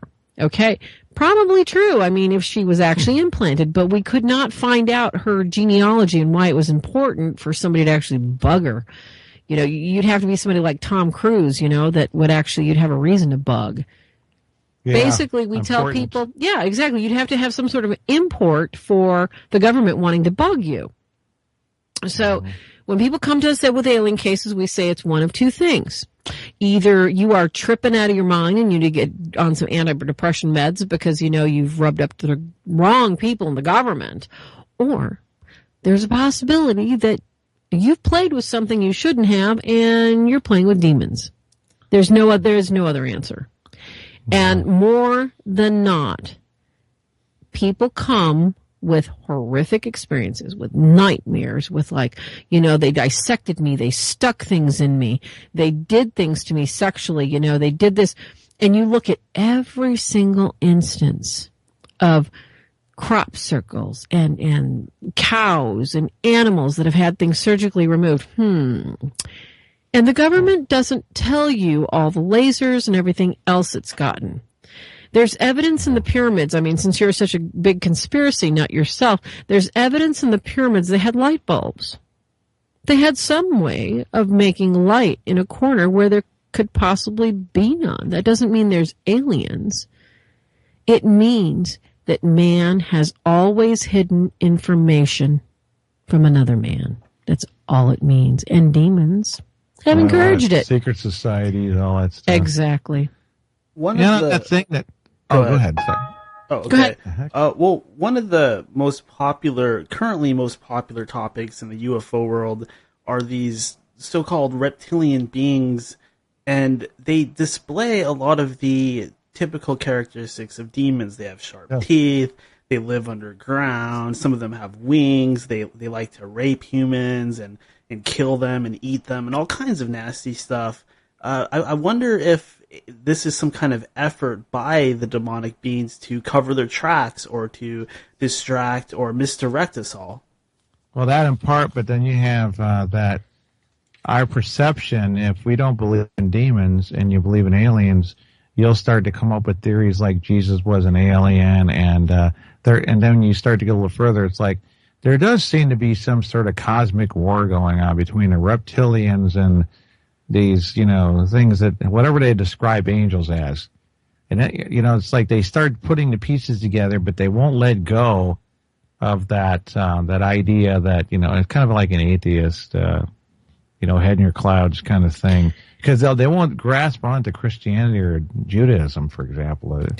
And what we have to bring into consideration, too, the number of years that I've worked with, I can't say that I've worked with, but that I've attempted to assist women with psychic rape, with demon rape, with succubus that Ken calls it. I did never call it succubus or incubus or anything like that. I just called it demon rape. With real physical rape, with night terrors. What you're looking at with this whole reptilian popularity is another form of demonic masking. We call it demonic masking for this reason. When your mind wants to believe A, but you're looking at B, you're still going to believe A. When your mind is clear and you have logic and you have reasoning and you want to believe A, but you're looking at B, you question yourself and say, wait a second, what is this? And the people that are claiming that they've seen reptilians and they've been raped by reptilians, they're in the first category. Their mind will not allow them, for whatever reason, through demonic masking, for them to see anything but what they believe is a reptilian being. And they truly, when we talk to people, I can't tell people, well, you're not seeing that, or I don't believe you, because I do believe you. I do believe they believe what they saw. You cannot help someone if you cannot admit and empathize that that is what they believe they saw. You can't tell me you're stupid, you're an idiot. If they believe it, that's their truth. My truth is different than that. I know different, but we have to come to a point where we understand that they believe what they saw and help them get to a point of right reason, dear. Well said. And one thing I wanted to ask is another thing that we seem to, sorry, getting a little feedback, but another thing that we seem to come across a lot in this conspiracy paranormal world is the concept of gang stalking. And my question is it possible for a demon or many demons, they say they're legion after all, is it possible for them to actually harass a person by going from person to person, like maybe a kid in a class is getting bullied by the whole classroom? Ooh, remember that movie we love? Is that like Fallen with Denzel Washington? Did you see that movie, Fallen with Denzel Washington? Loved it. Oh, I know. It's one of my favorites, too. Basically, because they can work that way. They really can. Yeah, people think. And Ken and I, when we first got together, we were discussing movies, and we were like, yeah, I watched that movie because I wanted to see. And one of my favorites, basically because he had a near-death experience. Well, he actually died. I drowned. And M. Night Shyamalan, The Village. Some of the concepts in his movies come from that point of dying. And when you're talking about demons jumping from people to people, I mean, Ken's seen it too. Sorry to interrupt, Ken. Go ahead. Oh, that's okay. I'm waiting for you to finish that. To get to the climactic thing, you didn't lose your train of thought, did you? No, yeah. It's now okay, you left a little teaser for us on that. I love to tease. You know that, babe. Go. Yeah, it's somebody asked us about that once in reference to the movie. That can they do that? Well, no, they can't just possess people at will because you have to be spiritually vulnerable, or it has to be God's permissible will. Like Emily Rose, for some reason, let it in, but then she decided that. This one will bring awareness, so it will save souls. Whenever you go and publicize a true story and it shocks people and causes them, because of the evil is so horrific that they go run a church, that's a good thing. It's a shame that for some people are so stubborn that they need that. But anyway, back to that. There's a variable for each person's profile. We have to look for that, and that's why I said it's kind of like a psychological, spiritual profile that you have to go over so we can find out how it got in. And then what we do find is something Padre Pio said, and I'm quoting it a little different than what he said. A sure sign the devil is not inside your house is that he's shouting and roaring at the doorstep. Well, this is what you get sometimes. So true. Sometimes so you true. just get people just attacking you unduly on the outside. Not just talk about internet trolls, but unexpectedly. And so we pray to be protected from the way the spirits have nothing left. They can't touch our house. They can't touch our family. So then they start trying to work through people on the outside. That's very common. And of course, that's going to be limited too. You're not going to be a target like you would be if you were cursed, where you might seem like you get mugged a lot, or you have a lot of car wrecks or whatever. Like people seem to drive bad when they're around you. And so you're going to be an unwilling participant in a car wreck, no matter how good of a driver you are. All those things can happen if they use people like they use objects in that movie Final Destination, for example. But even that has a variable to the target. And if you look at our society right now, okay, I mean, even in our sweet little town where I have to tell you, we have the highest number of churches per capita than anywhere else in the world. I have worked with visitors, convention bureaus. I was a step-on guide. I've studied data for years about, who people are, what they do, how they live in a city, et cetera, et cetera. And I will tell you that for the number of faith-filled churches, this is one of the most thick areas of satanic and demonic activity that's uncovered that I've ever walked into and been in. It is, instead of being out in the open, it's closeted and it's hidden. And as you say, we can pull up to any gas station any time of day or night, 7 o'clock, 10 o'clock, 11 o'clock. And you talk about Tourette syndrome, or you talk about somebody and we're not talking somebody that's actually talking on a phone or conversing with somebody else. We're talking about ugly, directed, angry, mean-spirited, directed sound coming out of somebody's mouth. And then they'll get in a car, and then somebody coming out of the pump and go place that we're sitting at, we'll hear it from them. And what I mean is, demons have personalities, people. Every single demon is as different as you and I. That's the way God created them.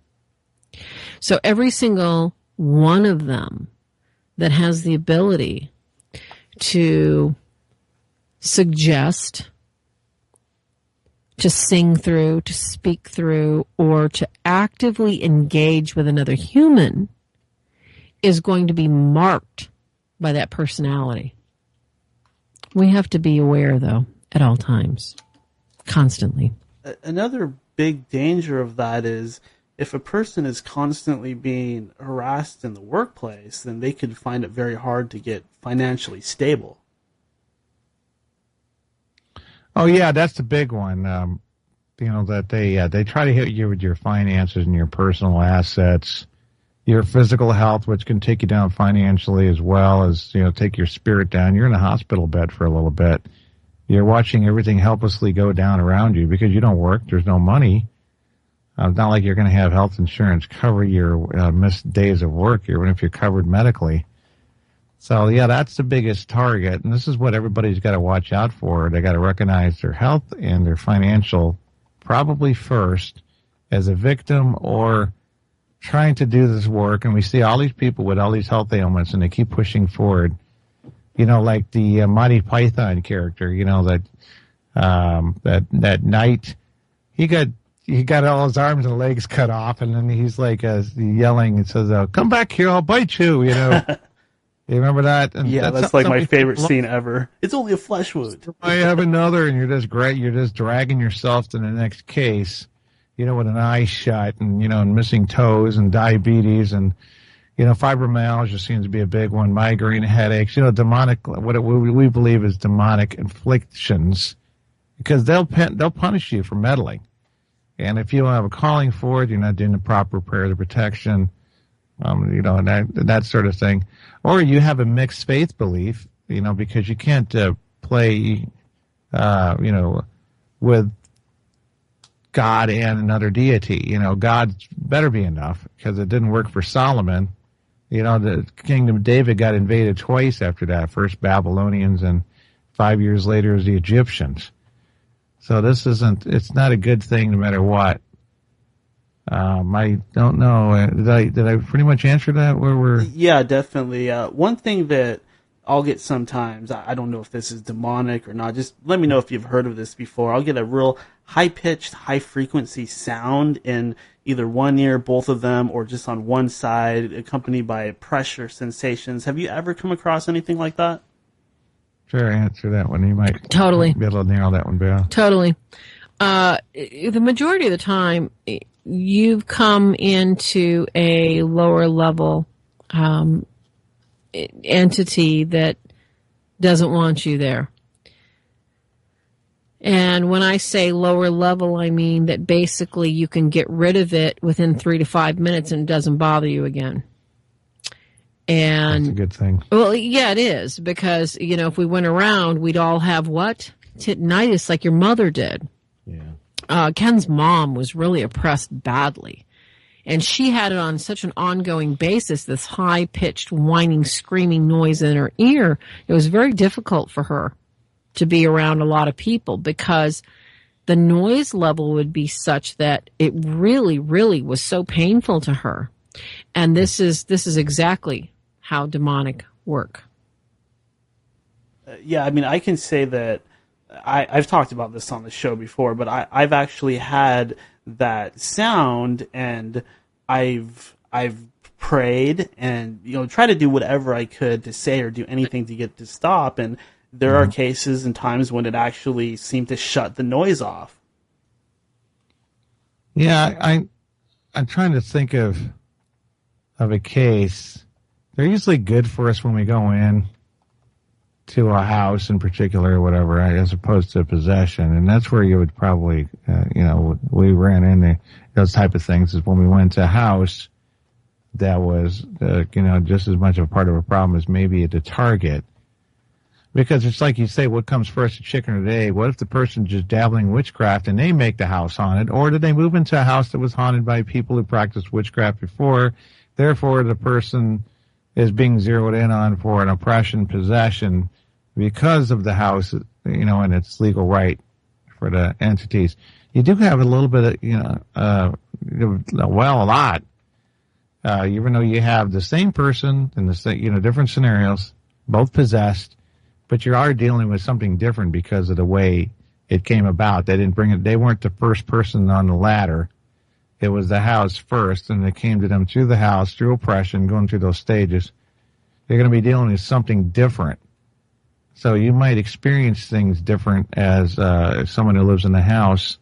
Even the telltale 3 knocks on the door, or what has to sort of re-enter the house when a new family moves into there officially, to give them sort of like a warning notice. And we've heard that an awful lot. 1, 2, 3, or 1, 2, 3, 1, 2, 3, 1, 2, 3. Open the door, nobody's there. And it could occur at 3 a.m. You might actually have it already in the house and had not noticed it before, paid attention to it, or just blew it off. Kids in the neighborhood, I don't know. And then they hear it on their bedroom door, or then they hear it on their headboard on their bed. Same thing, knocks them up. Usually it says 1, 2, 3 when it's on their headboard. And they're like, what the heck is that? And of course they think they're dreaming. The longer they let it go and they blame it on dreams or imagination, it starts to build up and up. But some of these experiences, audible, there can be so many of them that yours can be kind of like uncommon and unique. We know when it gets really bad on the infestation level, and you can start becoming a target and dangerously, close to oppression or something. And you'll experience, it's like anything. It's like, putting your head on the pillow at night and you hear like voices or something in the pillow. I mean, there's so many variety of things that can happen in those early stages where later on it's a little more predictable to some degree because they're not trying to hide. They're not trying to use new tricks. Maybe it's because they know that people are getting their information from movies. They try new things, and sometimes they don't know you're detecting them with sight, sound, and it's not like they're making a noise for a strategy. Like, I'll drive them crazy, like when they did that with that drug lord. I forgot what their name was, and they were playing this music 24/7, to try to flush them out and drive them nuts. Well, you'd have to ask, what's the purpose of something like a noise? Rather than just go into a place and you feel physically oppressed, the tightness of the chest, the air seems to be thin, like you're swimming near the bottom of a pool, when you get both of those symptoms. Yeah, good one. Yeah, I believe I've experienced something similar to that too. Even the sensation of being stabbed by invisible knives. Oh, that could be an oppression mark too. Like a transition, noteworthy transition point. And when that happens, it depends on what time it happens. If it happens at a strategic time, like you wake up in the middle of the night by that, and it's between the hours of 2 and 4, that you might notice that that's when things really started getting worse, because it moves to the next stage. Or one spirit actually became into another, like a higher demon came in, it escalated another notch. But sometimes, we did oppression cases and possession cases, and the sign of the departure, it left the same way it came in. Don't worry about that. I'm just giving an example that they might infest in Oregon. We were talking about this with someone who we were talking the other day. Me and my wife were talking to them. That like they might feel a sharp pain in their stomach, and then they noticed everything just changed and went to hell. And then we did prayers of deliverance, and what did they feel? They didn't expect it. They felt that same type of thing, like it was like somebody plunged a knife into them again. Mm-hmm. But of course not the same way, but it was the same pain and everything in the same area. But you find out that demons will infest in Oregon. We've had people say, I used to have this backache on my right side. It was always there, and it's sometimes worse. He says, after I went to Father Francis in Florida, where he got sent to, he was cured of it, including the voices and everything else, and he didn't expect that. You know how it is. We don't know what the effects are until after. And that can include tendinitis, as I was talking. My mother, my wife was saying something about that. She didn't consider it to be a spirit. Maybe it was a little bit of pride. I don't know. Like, I'm in a state of grace, and I say the rosary every day. And like I said, sometimes we don't know why people are oppressed. But we're in really good shape here, so none of their, the merits of their suffering and their atonements or whatever, who knows? They offer their prayers up every day. They don't go wasted. They've, blessed the family generations, definitely. And we're in the battle, and we're in thick. And they didn't quite get there, even though Dad had endeavored to do it again. I think he was more of a, kind of just a mentor, like the retired basketball coach, who hurt his knee when he went pro, like in the first season. He's kind of reduced to being a college basketball coach. No, that was out of it. Can they get inside and manipulate your dreams as well? Oh, that's a big one. Yeah, they do that in early stages, too. I said the last thing to go is anxiety and waking up at night at strange hours. And if you wake up and you just had this demonic dream, like something that's very clear to you, wake up, usually there's something in your room, but you can't see it. I just, bless your room and say some prayers, then roll over and go back to sleep. Depending how bad it is, you may want to do your whole house. But it also depends on what else could be going on in your house. So don't do that out of the blue, anybody's listening. And I'm going to have to get a drink of water. My throat's starting to dry up. There's several indications that can tell you might be a demonic problem. I'm just saying that we usually end up telling people that we talk to and who are already having demonic problems that once you get a handle on this stuff, because we advise self-help first and foremost, because we're not going to be there all the time, or the priest is not going to come over every day. Eventually, they're going to have to take it over themselves when it's weak enough for them to keep it away, with those measures of blessing the house and so forth, because it's not such a high level. You don't need a professional exterminator. So they get the picture on how to handle this stuff. And I tell them, I said, the last thing that you may notice is that you're going to start getting a good night's sleep. Sometimes you get there right away. But when that starts to happen, it may be the escalation of it leaving, but if it's coming back again, the first thing you may notice is you're waking up at 3 a.m. again. Nightmares and anxiety. The anxiety lasts a while. You have to kind of like pray it off, like getting some attachment off you in another way. Maybe you feel kind of a lingering negativity in the air. Yeah. Mm-hmm. Anything to add on dreams, Farah? There's two thoughts on dreams. And I haven't quite studied Aquinas on dreams yet, so I can't speak authoritatively other than from experience. If you are not asking for your guardian angel to protect your dreams, if you are not asking for God to protect your sleep state, your dreams are open to anything and everything that may be watching you, that may be afflicting you. So consequently, those night terrors that you think that, well, geez, I can't imagine why I had this bad dream because maybe I ate some bad food, or I had a fight with my boss and I'm worried I was going to lose my job. That's why I had a dream that my boss was choking me and shoving my head in the toilet. So there's a time for prophetic dreams. Those dreams are rare. The majority of the time, we dream dreams that are regurgitated food and fodder of the day that we have not dealt with. It's like any other logical reasoning. Our mind is actually a blender of things that are left over. When we do not control that blender and turn it off, lots of things enter that make no sense. Yeah, sometimes they can just be trying to manipulate you psychologically on a low level, and like they do with temptation, and then you don't have a infestation or a manifestation of a demon there at all. And that can be a variety of things. It's anything to try to get you obsessed over somebody or something. Absolutely.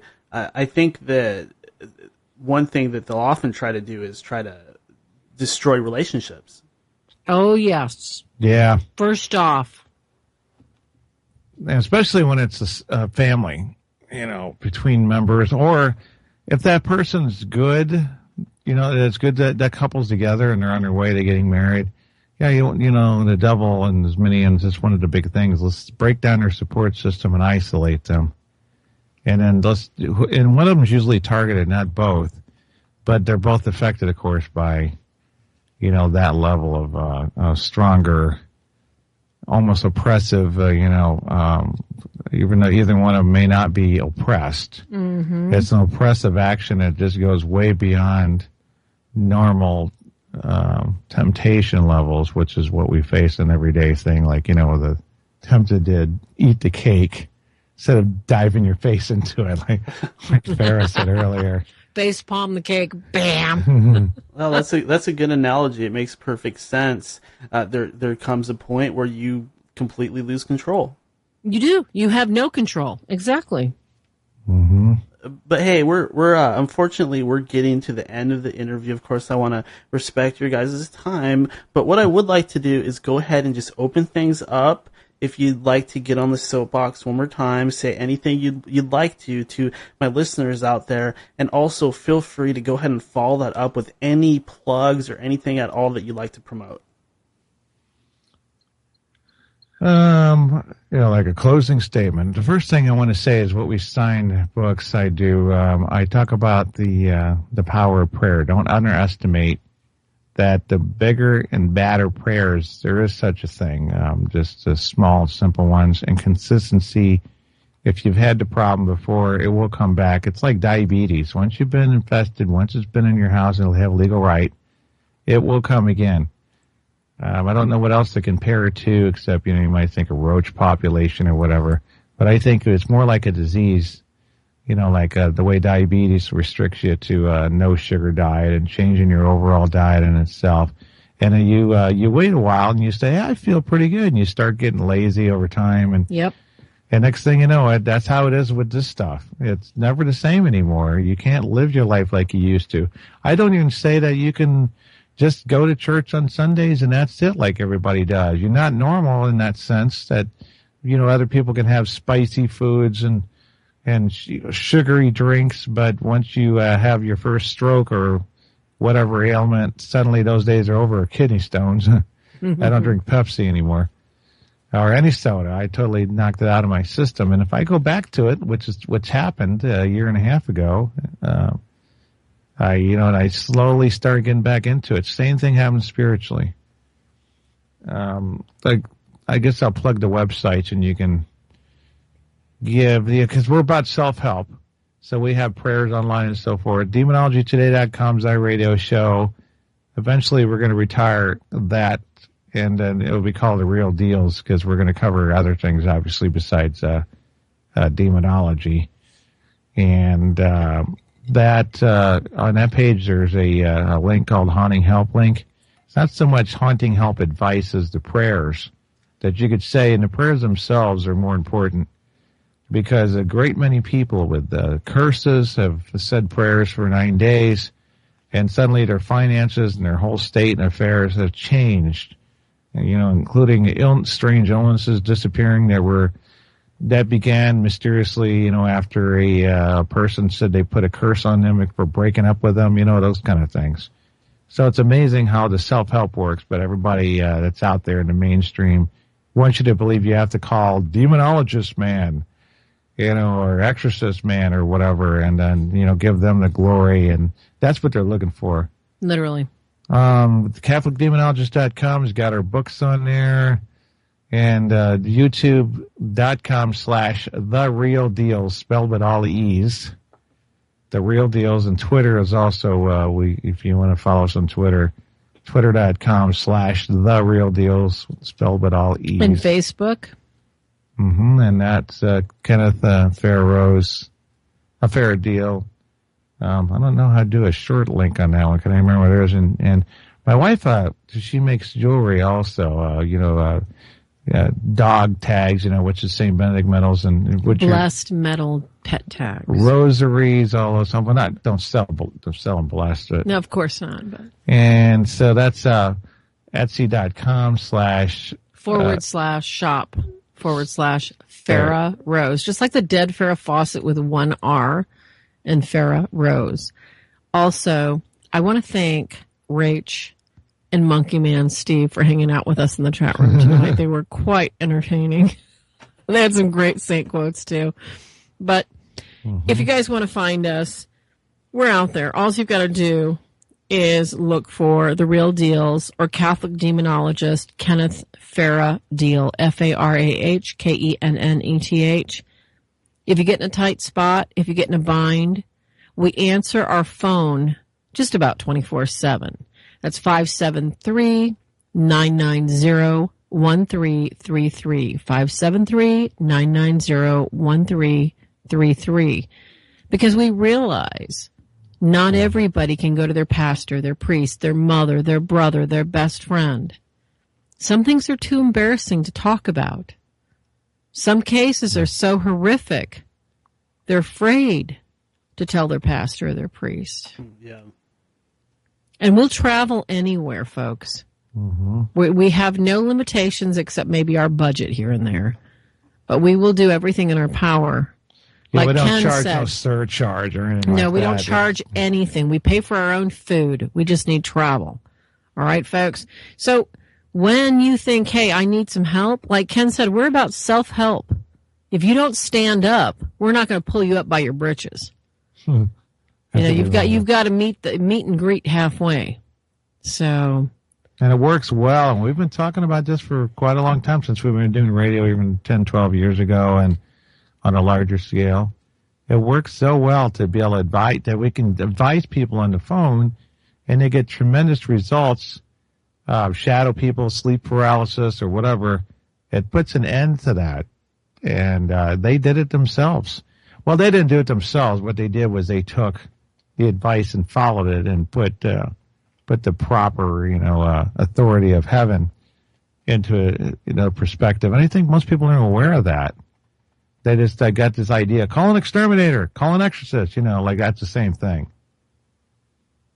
No, that's pretty much a good way to close it on that. Is don't forget, the powers within you to keep it away, as well as to get rid of it initially. Unless it gets so bad, then you're going to need the specialist and the real deals. And we do. We consult too. We consult on 3 continents. We consult priests. We consult deliverance teams. We're always willing to pray and go into discernment and do whatever we can to help someone that's in need. So, awesome. And thank you. Go ahead. We're available for conspiracy theories too. Are you guys going to talk about, is that what you meant? You're going to talk about other stuff? Or are you going to get into the conspiracy a little bit? We're going to get into a little bit of everything. We want to get into politics, conspiracy theories. We want to cover the whole gamut, because demonology, the demons play in all arenas. We're going to go kick their little fanny whackers in them too. All right. How exciting. Oh yeah. Oh, I don't care. Nothing is off limits. Music, radio, everything. We're going to go hunt them down, and we're going to nab them. And I will be checking that out. And thank you so much, you guys, for giving me so much of your time tonight. It was absolutely fascinating. And as usual, I would love to do this again sometime. Oh, that'd be great. Maybe we'll see you in another year. Yeah, probably. Expect an email. Thank you so much. It's such an honor and always so fun. Thank you, dear, for putting up with us. Well, yeah, it's no problem. I had a great time. All right. You guys have a good night, my friends. Okay. All right. Bye-bye. God bless. And there you have it. That was the real Deels themselves, Farah and Ken. Definitely looking forward to that new project they're working on. That sounds interesting. When they said that they're going to talk about conspiracies and stuff like that, they got me, I have to admit. It's so fun talking to them. Who wouldn't want to listen to that? Who wouldn't want to watch that? I've thought about doing video before, but I pick my nose too much when I'm sitting here behind the mic, so it wouldn't work out. I'm too bashful. But anyways, let's go ahead and take a break. And there's plenty of stuff to talk about. There's a lot of stuff here in the schedule. So when we come back, we're going to get into it. And until then, I'm going to play a little music. So enjoy. And welcome back to the end of days. This is your host, Daniel. Still broadcasting, still raging through the ever spooky night as we continue to put up a fight. Hey, I just rhymed. I'd like to go ahead and start off the wrap-up portion of this show by reading a fan letter. Remember that you can email me at daniel@endofdaysradio@gmail.com. If you have any comments, suggestions, feedback, or anything, if you have an experience you would like to share, then that's fine as well. Okay, let's see here. This comes from, actually, I do want to give out the number to call in real quick. That's 209-348-9810, or Digishoe 777 on Skype. This letter comes from Clay, and he says, this is a nice one. Thank you for your podcast. I really enjoy listening to them every evening. Sometimes you crack me up with your stupid jokes, and when you swear or say something wild, I sometimes burst out laughing. You have great guests, and since I lived on Capitol Hill in Seattle for 16 years, it's nice to hear you mention Seattle occasionally. thank you to Clay for writing that very kind and supportive piece of feedback. And yes, I do like to talk about my home city every now and then, just because this is where I'm at, and I'm always immersed in the daily comings and goings that go on around here. Plus, I like to give the show a little bit of a local feel. I mean, the show's for the entire world, but for some reason, I feel it's important for all of you out there to know where I'm coming from, to know where I'm broadcasting from, so you know where these insane signals are actually emanating from. And next, we have our news section. And don't forget about the mind-blowing moment of the day that's going to come at the end of the show. I've got that ahead for you as well. Okay, so... oh man, there's so much here. I got a couple news stories here. The first one is... apparently the female singer, Lana Del Rey, you guys know her, right? I'm trying to think of some of her hit songs, but she's had quite a few of them. But apparently she tried to use witchcraft against Donald Trump. Hold on, I got a fan in the background I forgot that's on. I apologize to you guys. I'm going to go click that off. It'll just take a second. It's really annoying. Sorry about that. I'm so professional, aren't I? So anyways, Lana Del Rey was trying to use witchcraft against Donald Trump. I don't even know what to say about this. This is so weird. Why would you even do that? I know that a lot of these famous people in the music industry, people in Hollywood, people in entertainment, I know they tend to get into these circles. They tend to eventually come across these circles. I know there's a lot of these types of people in California, in Hollywood. Some people call it Holly Weird, or they call it Holywood, or they talk about how the Holly branch is used for magical wands, and that's why it's called Hollywood. You hear a lot of talk like that. I've heard of there being wars between rival groups of magicians and witches in the San Francisco area back in the 60s and 70s. So there's been some weird crap that's happened in California, in that area, that a lot of us don't even know about. So there's these circles, and I wouldn't even partially be surprised if Lana Del Rey came across some of these circles at some point, with all the partying, all the drugs, all the affluent individuals that you come across. It really wouldn't be a surprise, would it? It seems likely to me. A lot of these other people have been into this stuff. The whole, like I was saying earlier, when the Deels were on, the whole heavy metal thing in general. I mean, I love heavy metal music. Don't get me wrong. I'm not criticizing it or anything like that. But it seems to have some very real roots in this occult world, in the world of secret societies and things like that. So I'm not surprised at all. I actually like Lana Del Rey. I don't know about her mental stability, but she's a great singer. She carries those high notes like no one else. It's purely angelic. When she hits those soaring high notes, I've never heard anybody sing like that. So I give 2 thumbs up to her music.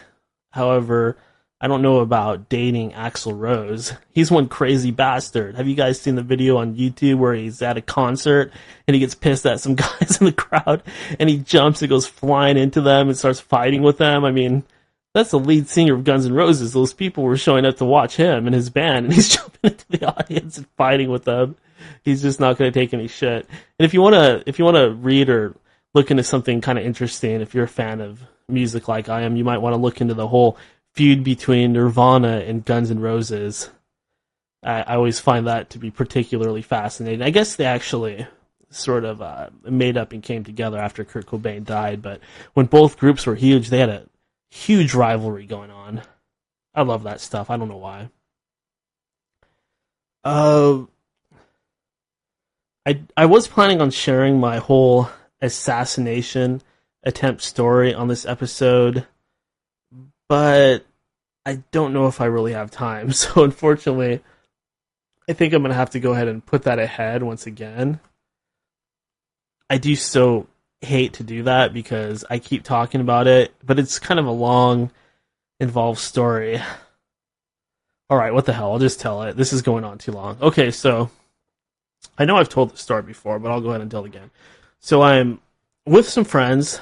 I believe I was 18 years old, but still in high school. So I was one of those 18-year-olds that's still a senior in high school. I hadn't graduated yet. I'm hanging out with some friends of mine, and we're off, and we're hanging out. We're smoking pot, whatever kids that age do. Well, that's exactly what we're doing. But anyways, my friends dropped me off. They didn't drop me off at my house. I would have them drop me off a couple blocks away, just because I didn't want anybody to know what I was doing. Back then, I used to keep these things a secret and not announce it to the whole world. But anyways, so they dropped me off, and I'm walking up the hill to go to my house, and I notice that there's a kind of tall guy that's walking at the bottom of the hill, and he's walking up the hill towards me. He's on the other side of the street, but he's walking towards me. And it looks like he's holding something. I wasn't sure if it was a gun or what. I couldn't really make it out, but it looked like he was gripping something. So, I don't know what to think at that point. I'm not particularly scared. I'm not particularly not scared, but all of a sudden I get this really weird gut feeling telling me that this person is dangerous. It's almost like the hairs on the back of my neck stood up, like I became under this paralyzing sort of fearful sensation. I don't know where it came from. I don't know how I even picked up on anything like that. But just to be safe, I turned around and I started walking faster up the hill. And just to be a little bit safer than even walking quicker, I actually turned and started to take an alternate route home, figuring that if I took a ride on the next block and I walked down to the public park and walked through the park and took a long cut home, went the long way through the park, that I was guaranteed to lose this individual. So I turned down the street, I come to the street that I'm turning down, and I take a right and I'm walking. And I get to the gate for the park is like halfway down the block, and I get to the gate, I'm almost there, and I look behind me, and to my horror, this man is turning down the same road, and he's really picked up his pace to like a very, very brisk walk, almost a run. And at that point, my mind just starts going, holy shit, I gotta get the F out of here. So I, like a little deer, I run directly into the park, meaning I did not go through the gate. I ran right into the woods. I'm trying to lose this fucker, right? So I run into the woods as fast as I can. And I'm running through the woods, and I come to the path, the trails inside the park. And at that point, I realize I'm being chased. This person who came out of nowhere, he's actually chasing me. So I start running, and all of a sudden I hear a gunshot. Okay, that was enough for me to go from really freaked out and terrified to losing my mind level of terrified. So at that point, I figured it was better if I ducked, hit the ground, and hid inside of some bushes. Because I didn't want to get shot. I didn't want to get shot by a stray bullet. I didn't want the guy to aim for me, so I figured I'd be better off hiding. So I ducked down. I jump into the bushes. There's bushes everywhere. There's little plants that grow in there, and they form bushes. So I ducked down into the bushes, and I waited. I'm like, okay, I've had it with this. I'm gonna wait until this bastard just leaves. I'm gonna wait until he's not gonna be able to find me, so he's just gonna give up and leave. He's probably some crazy druggie, who knows. So and the guy never said a word up until this point. He never said a word. He didn't say stop. He didn't say, hey, Dan, hey, Daniel. He didn't say anything. He was just firing his gun and chasing me. So I'm just going to wait him out. I'm waiting there. I'm waiting for hours and hours. I'm so freaked out still. And time is passing. Next thing I know, it's starting to get dark. And then it is dark, and I'm still waiting. And at this point, I'm starting to think, well, maybe I can go home soon. I'm starting to feel a little bit more comfortable, a little bit safer. But then, again, to my horror, I see in the distance a fire start up. In the middle of the park, there's a little campfire area. Well, this guy, he all of a sudden starts up a fire. He starts up a fire like he's waiting there for me, like he knows I'm in the bushes still. I don't know how the hell he knew I was still in the bushes and I didn't just run out of the park through some other pathway or some other route or direction. But he's sitting there waiting for me. I'm like, what is going on? Am I being hunted? Is this person hunting me? That's what it felt like. It felt like somebody was hunting me. And how did he have matches with him? How did he have a lighter? How did he start the campfire, and why? Why am I so important that he would be waiting for me? And who would actually even do that? Okay, so now I'm freaked out again, and I come up with a plan. I gotta try something, right? This guy's not going anywhere. I can't stay there all night. So I'm gonna do what most people would do when they come up with some shitty plan. I'm gonna take a rock, throw it in one direction to distract him, and run the other way. Kind of like you would do to a Tyrannosaurus Rex if you were in the movie Jurassic Park or something like that. That's kind of what I was thinking. So I get up, I throw the rock. It doesn't work at all. Like, he picks up on it right away. He doesn't even pay any attention to the rock that I threw. Instead, all of a sudden I see this huge flashlight that looks like a police flashlight or some huge flashlight pop up and point directly at me. And then it's getting closer, like he's running at me. And I'm freaking out again. I'm thinking, holy crap, somehow this guy's got like a cop flashlight. Is this a cop? What's going on? He still says nothing. He doesn't say stop. He doesn't say police. He doesn't say get on the ground. Nothing. He's just chasing and being quiet, which was really the scare. If you haven't noticed, that's the part that freaked me out the most, how quiet this person was. So I turn around and I start running as fast as I can. I'm jumping over sticks and rocks and panicking. I left my backpack. I can't run with a backpack on. You know, my school books and all that, I still had them. So I left that there and I'm running. And the guy gets real close at one point. He's probably, 5-6 feet behind me. And I start running, and then because there's houses around the park, I started zigzagging through their backyards. I was zigzagging. I'd run into one backyard, and then I'd pop out and run through the next backyard in a different direction. And that finally lost him. I didn't live that far away from the park, so I popped out through a person's yard. Somebody was cocking a shotgun, by the way. They must have heard the gunfire or been aware that something weird is going on, so there's somebody out there that's cocking a shotgun. It wasn't the guy, it was like the homeowner of the yard that I was running through. So I finally get out of there, and I get back on the street outside of the park, and I run home at that point. I go home.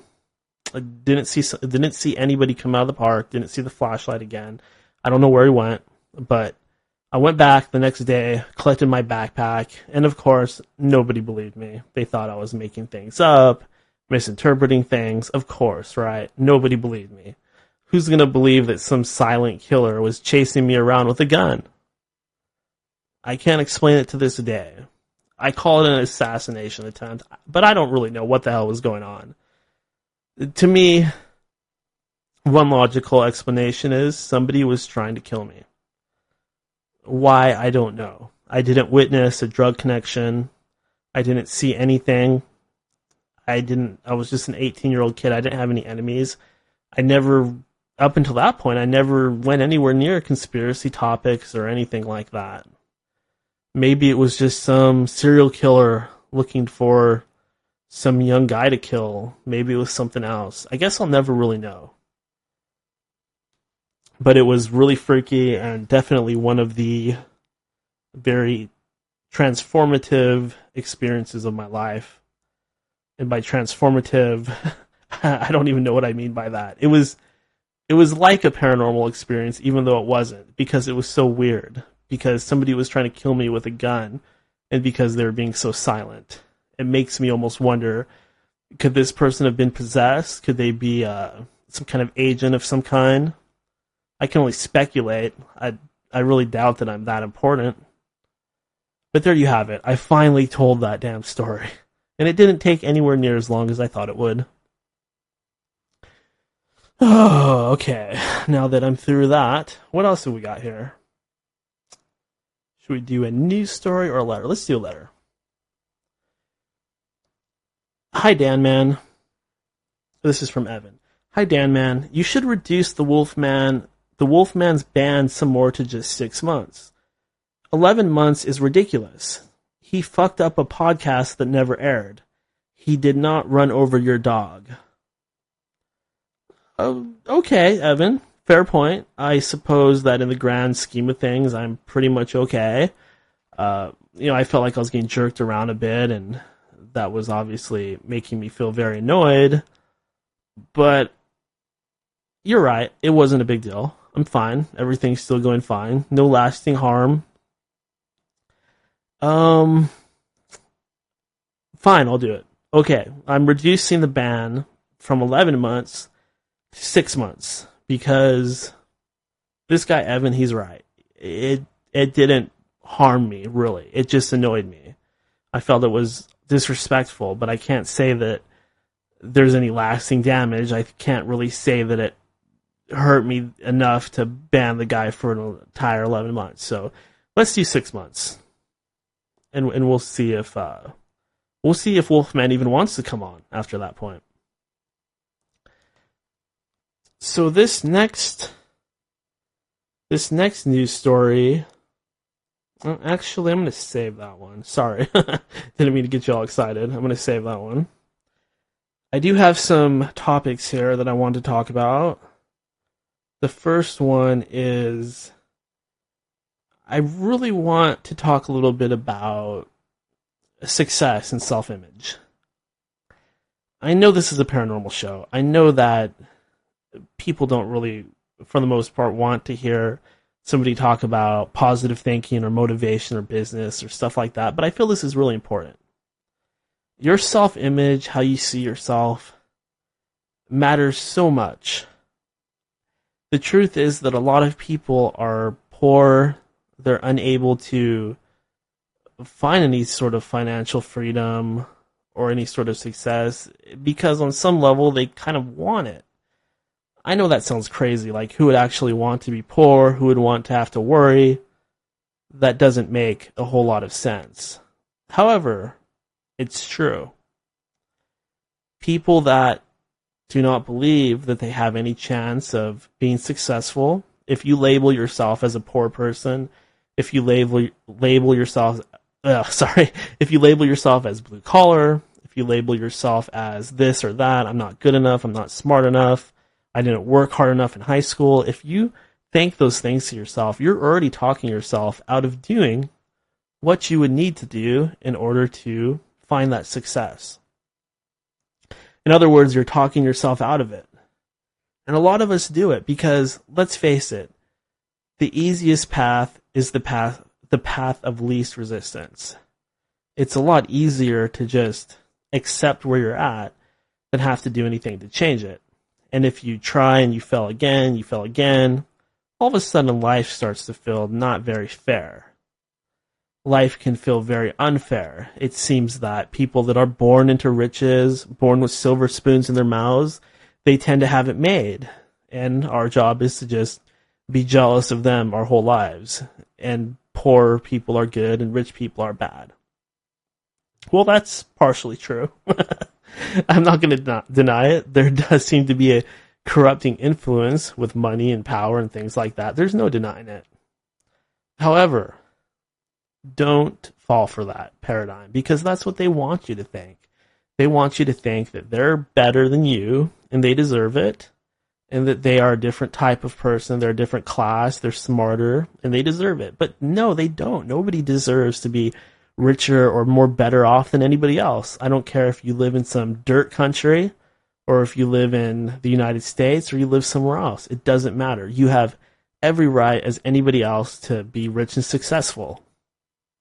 So don't ever think to yourself, I'm not good enough.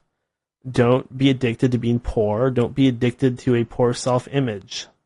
Because if you have that image of yourself, you will lock yourself into that reality.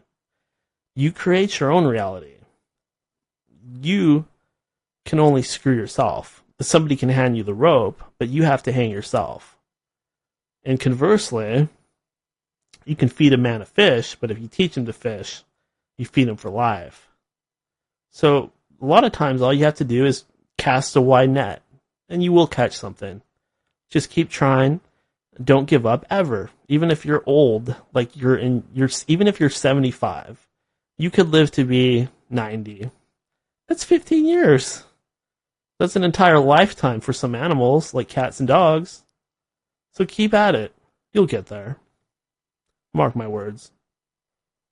We all get there eventually. So that was my little self-help speech. I just think that we really, as humanity, as a society, as a species, whatever, we're very caught up in social class, aren't we? In the ghettos, there's all this violence and all this unhappiness, and then in the more affluent, rich areas, there doesn't seem to be that violence. There doesn't seem to be that negativity. What's going on there?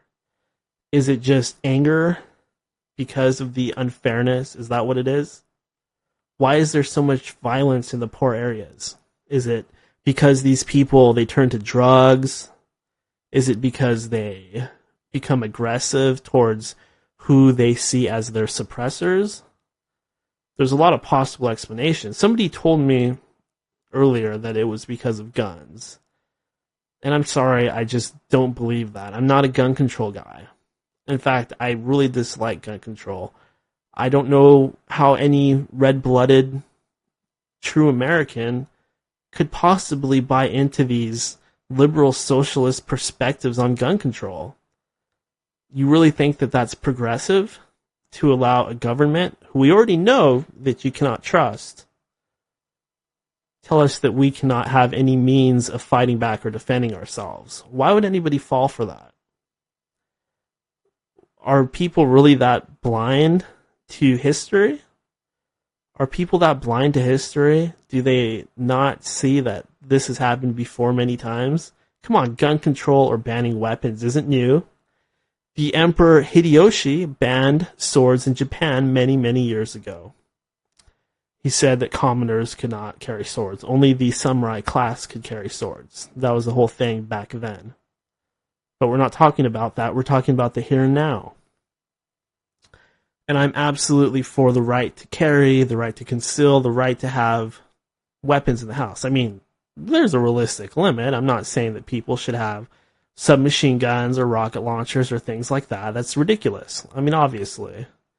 But should I be able to have a semi-automatic rifle? Of course. It's just a rifle. There's nothing particularly deadly about it. Oh, they say, oh, you can, if you have an extended clip, you can kill so many more people. But you can make those extended clips. You can make them at home. You can make a gun with a 3D printer nowadays.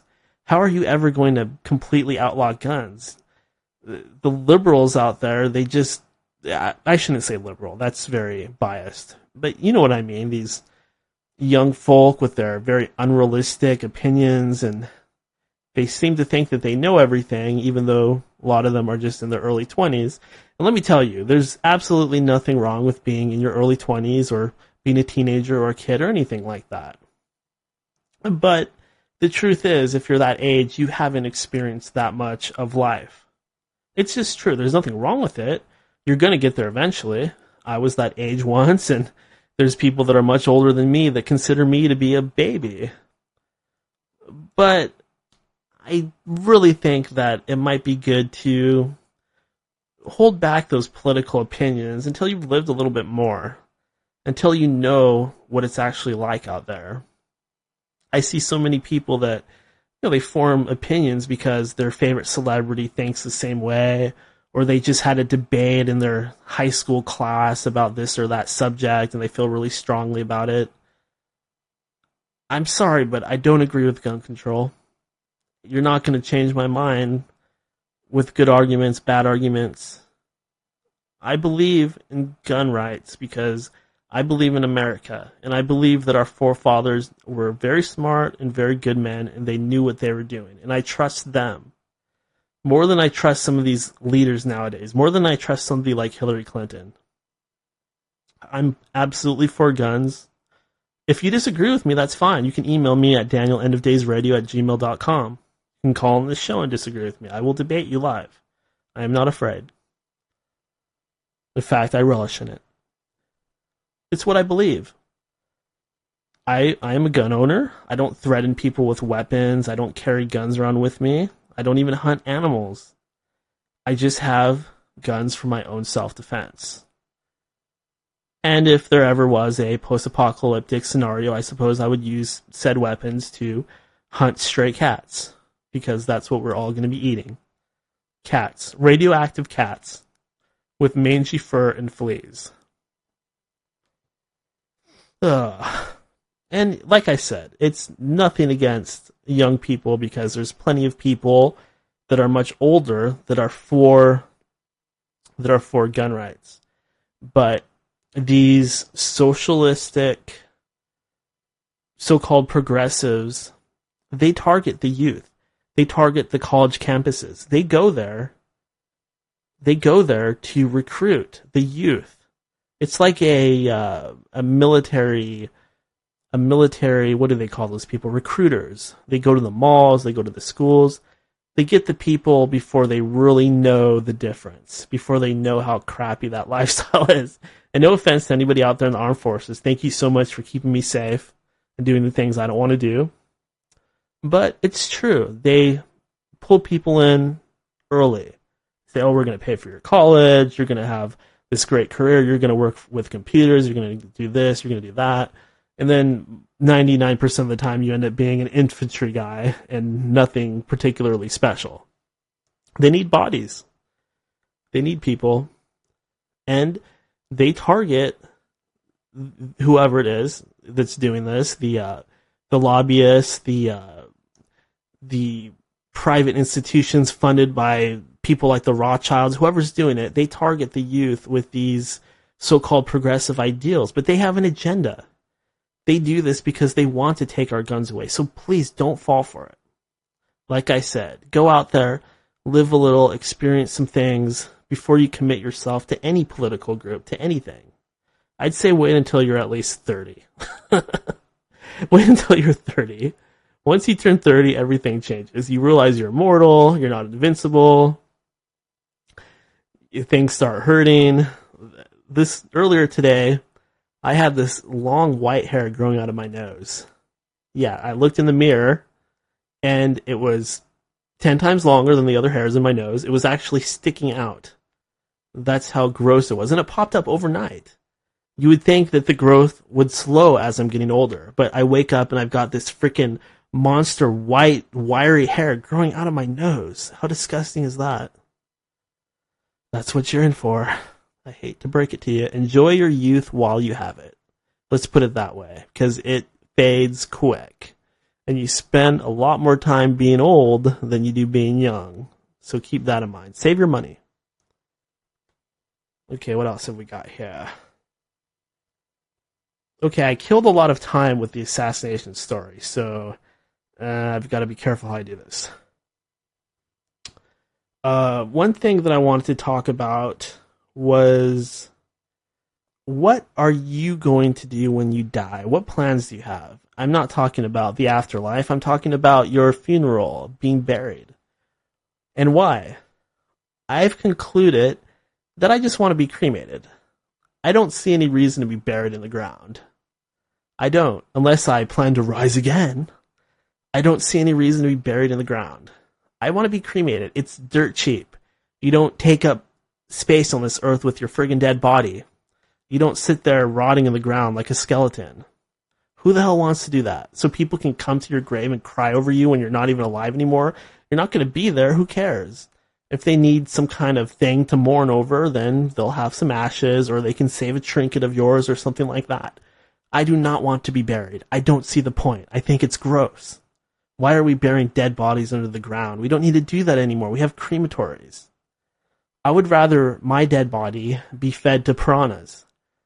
Or maybe even cooler, I would like my dead body to be fed to a great white shark. I want my body to be shipped to Mexico, and I want it to be dropped in the water with the most great white sharks. That is how I want to go out. And you can have a big celebration, you can have a big bash about it. I don't even care if you capture it on film. That'd be a little morbid, but if it entertains you, I suppose that could be a great last thing for me to accomplish, is to entertain a few people that are watching my body getting eaten by great white sharks. I definitely don't want to be buried.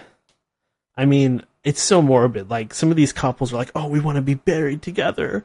We want our skeletons to be hugging each other for eternity. What's the point of that? You're not inhabiting that shell or host or avatar any longer. You've moved on to a much better existence, theoretically.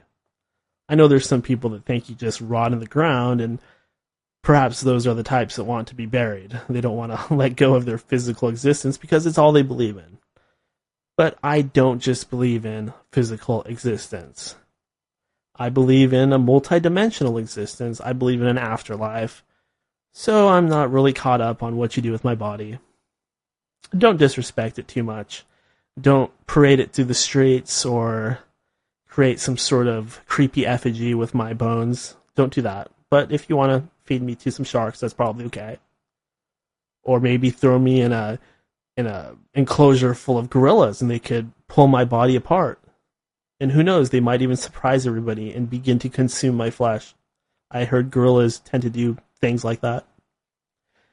This is a very morbid discussion. Let's move on. I don't like it. It's making me sad thinking about my death. I'm only 34.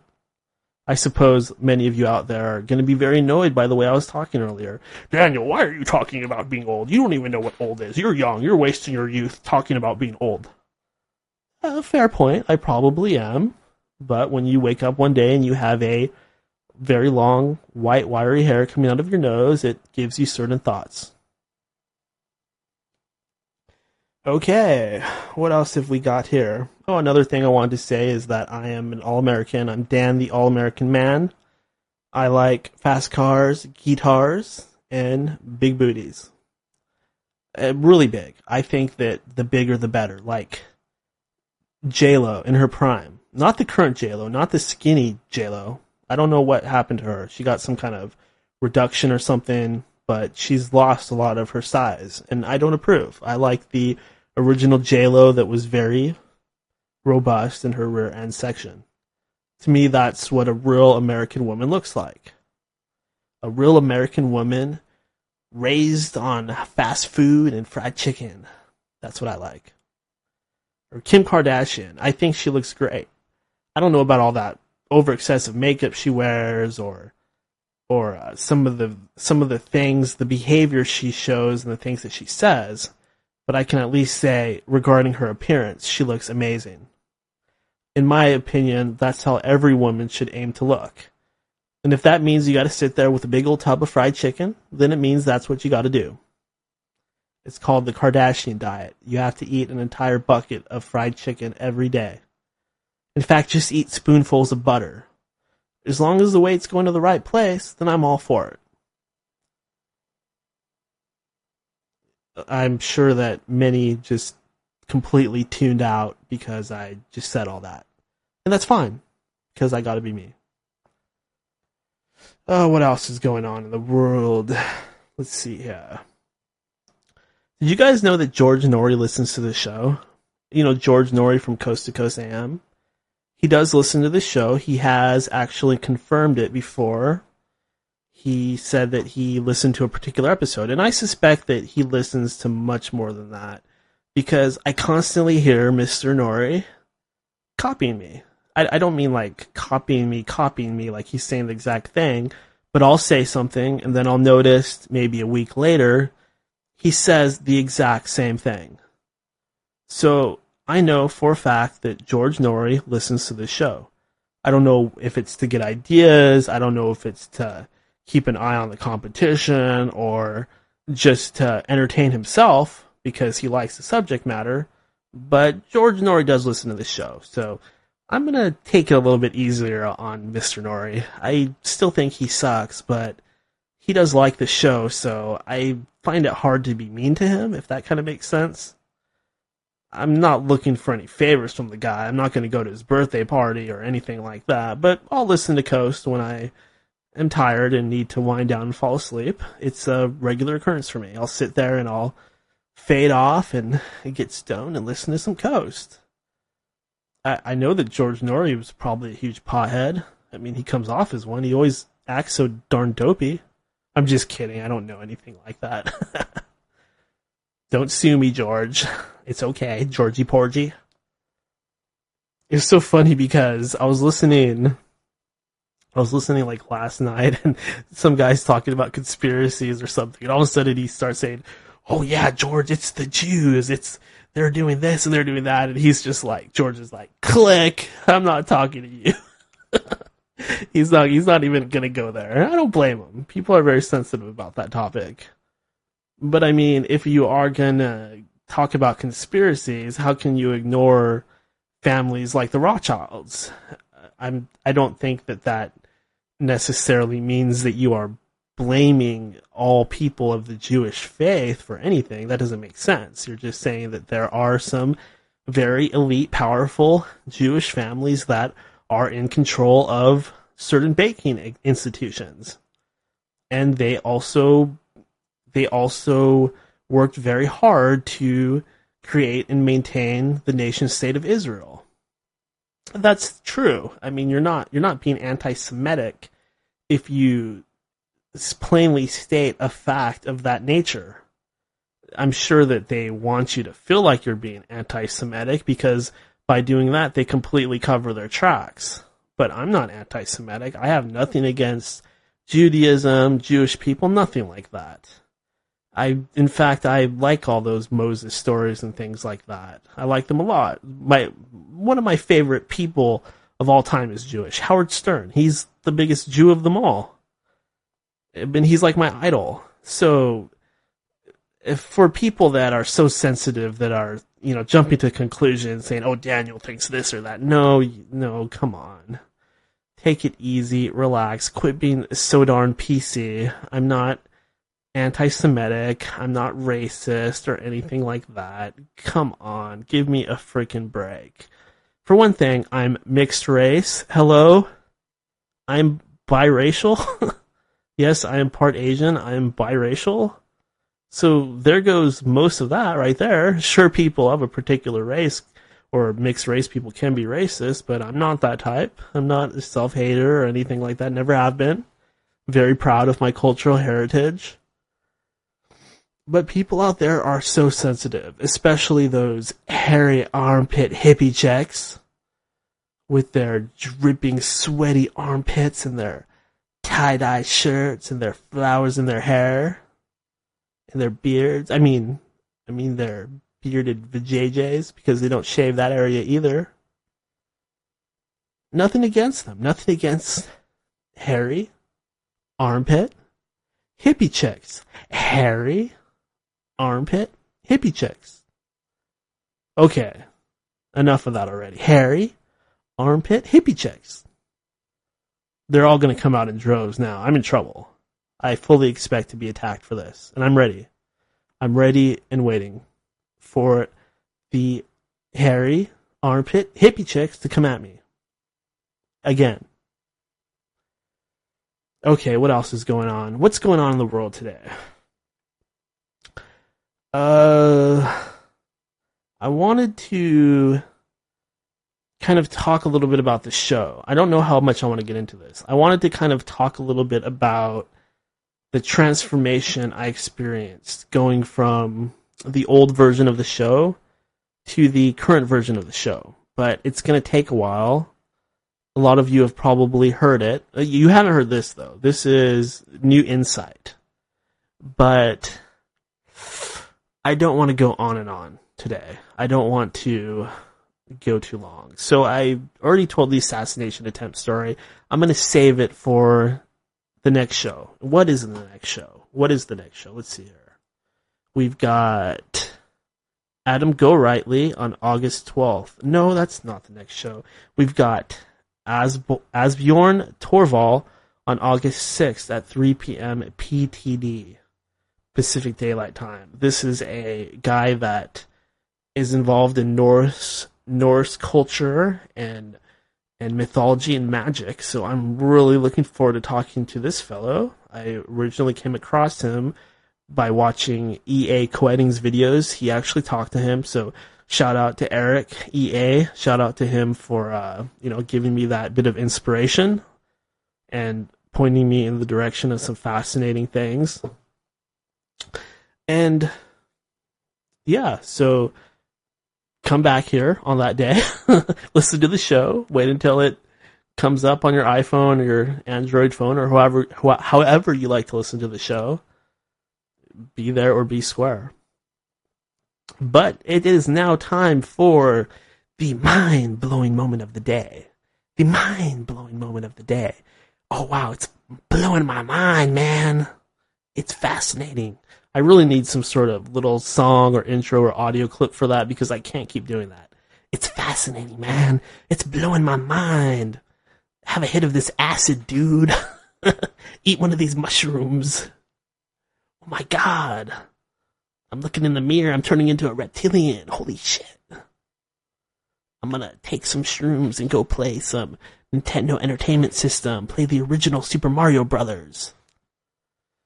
Oh, okay, anyways, the mind-blowing moment of the day today, I'm going to go ahead and say that it's when I asked the Deels about the elite torturing, molesting children and stuff like that, the confirmation that they are guilty, that they are indeed doing these things. I feel that that was a little bit mind-blowing because they are obviously deeply engrossed in this subject matter and they are confirming that connection. So that means a lot to me. Because I know that it's true, and I know that these sick bastards are actually doing these things, and we have to fight them. Not with our fists, not with guns, but with our words, and by spreading information, by dragging these evil cocksuckers, by grabbing them by the collar and dragging them into the light, where they will burn under the holy rays of the stars and the sun. That is what we have to do. We have to grab everyone of these perverted motherfuckers, and we have to drag them by the collar into the light, where they will burn forever. That's what we got to do. I'm not saying that we need to do this physically. Once again, this is an info war. Fuck Alex Jones, but this is an info war. We've got to make sure that we are spreading the information, that we are educating each other, that we aren't getting pulled back into the doubt, the Western materialistic paradigm of science is real and anything mystical or spiritual is fake. We got to stay away from that. That's how we get pulled back into the matrix. That's how they pull us back into the depression and the giving up on oneself. All the stuff that Ken and Farah were talking about earlier, I totally agree with that stuff. Oh my god, it's so true. Oh my god. You got to try harder. Okay, I've blathered on, I believe, quite long enough for this particular episode. I will be back on August 6th. Until then, remember to subscribe on all the different services that you can get podcasts on. If you enjoy this show, I would never charge for this show. I heard a rumor that a particular somebody is already going to a paid model, that they already want to charge for their show. And I'm sure many of you can guess who that person might be. From a brand new day. I'm sure you guys can guess who that person might be. This person is already going to a paid model for the show. For their show. And I don't agree with that. I'm sorry. This show is free. This show, End of Days Radio, will always be free. It'll always be 100% free. I will never charge you to listen to me. For one thing, I feel that would be a great crime. I should pay you to listen to me. This show is great, don't get me wrong. I love what we're doing here. I love the guest.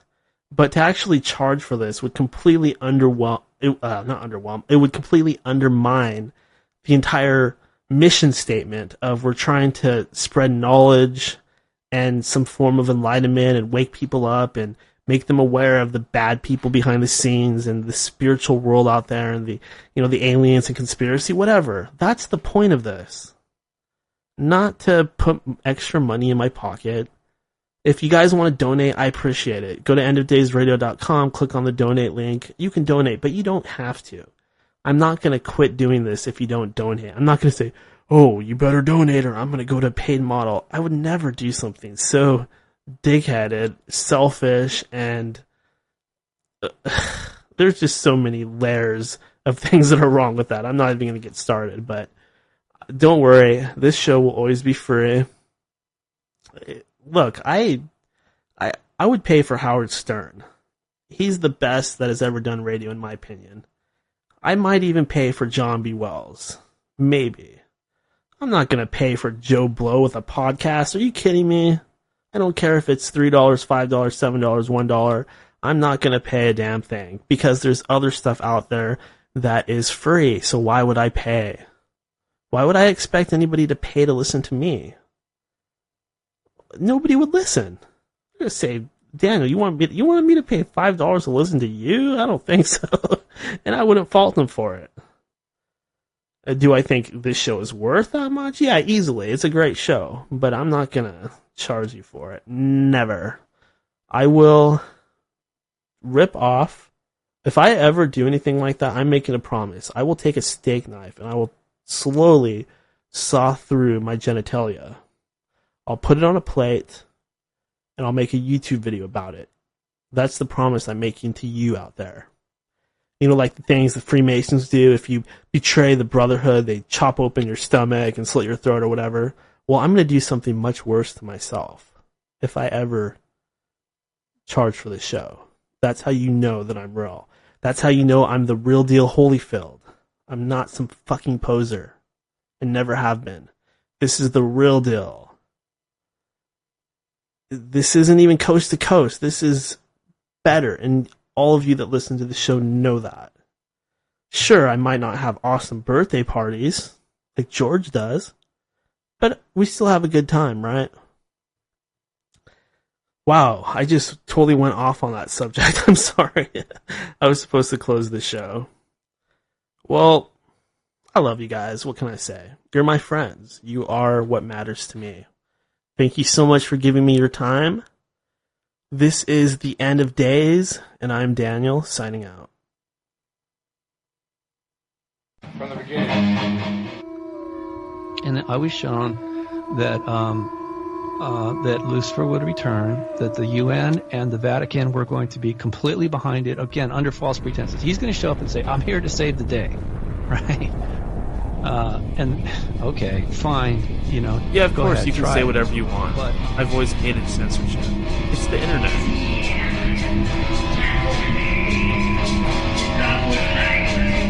Sometimes, you know, once they get you for your first love bite, well, it depends on how aware you are, right?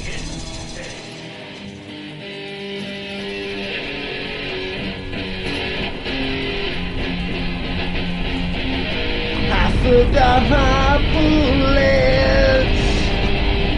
I never had a gun. Here I am left standing. Am I the only one? For what I see, memories have guilted me. I'll never see the sun. First of all, as you know, the Anunnaki and the Draco are enemies. Second of all, underneath Baghdad was a stargate that was created by the Anunnaki so that they could transfer from Jupiter to the Earth.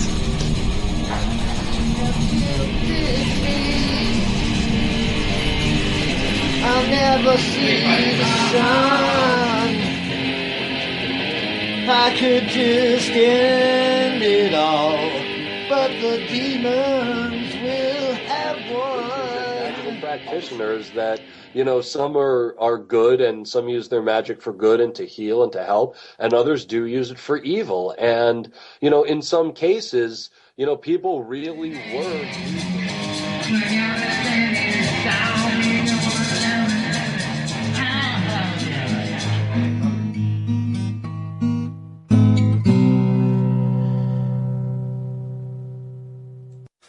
This is too much sometimes.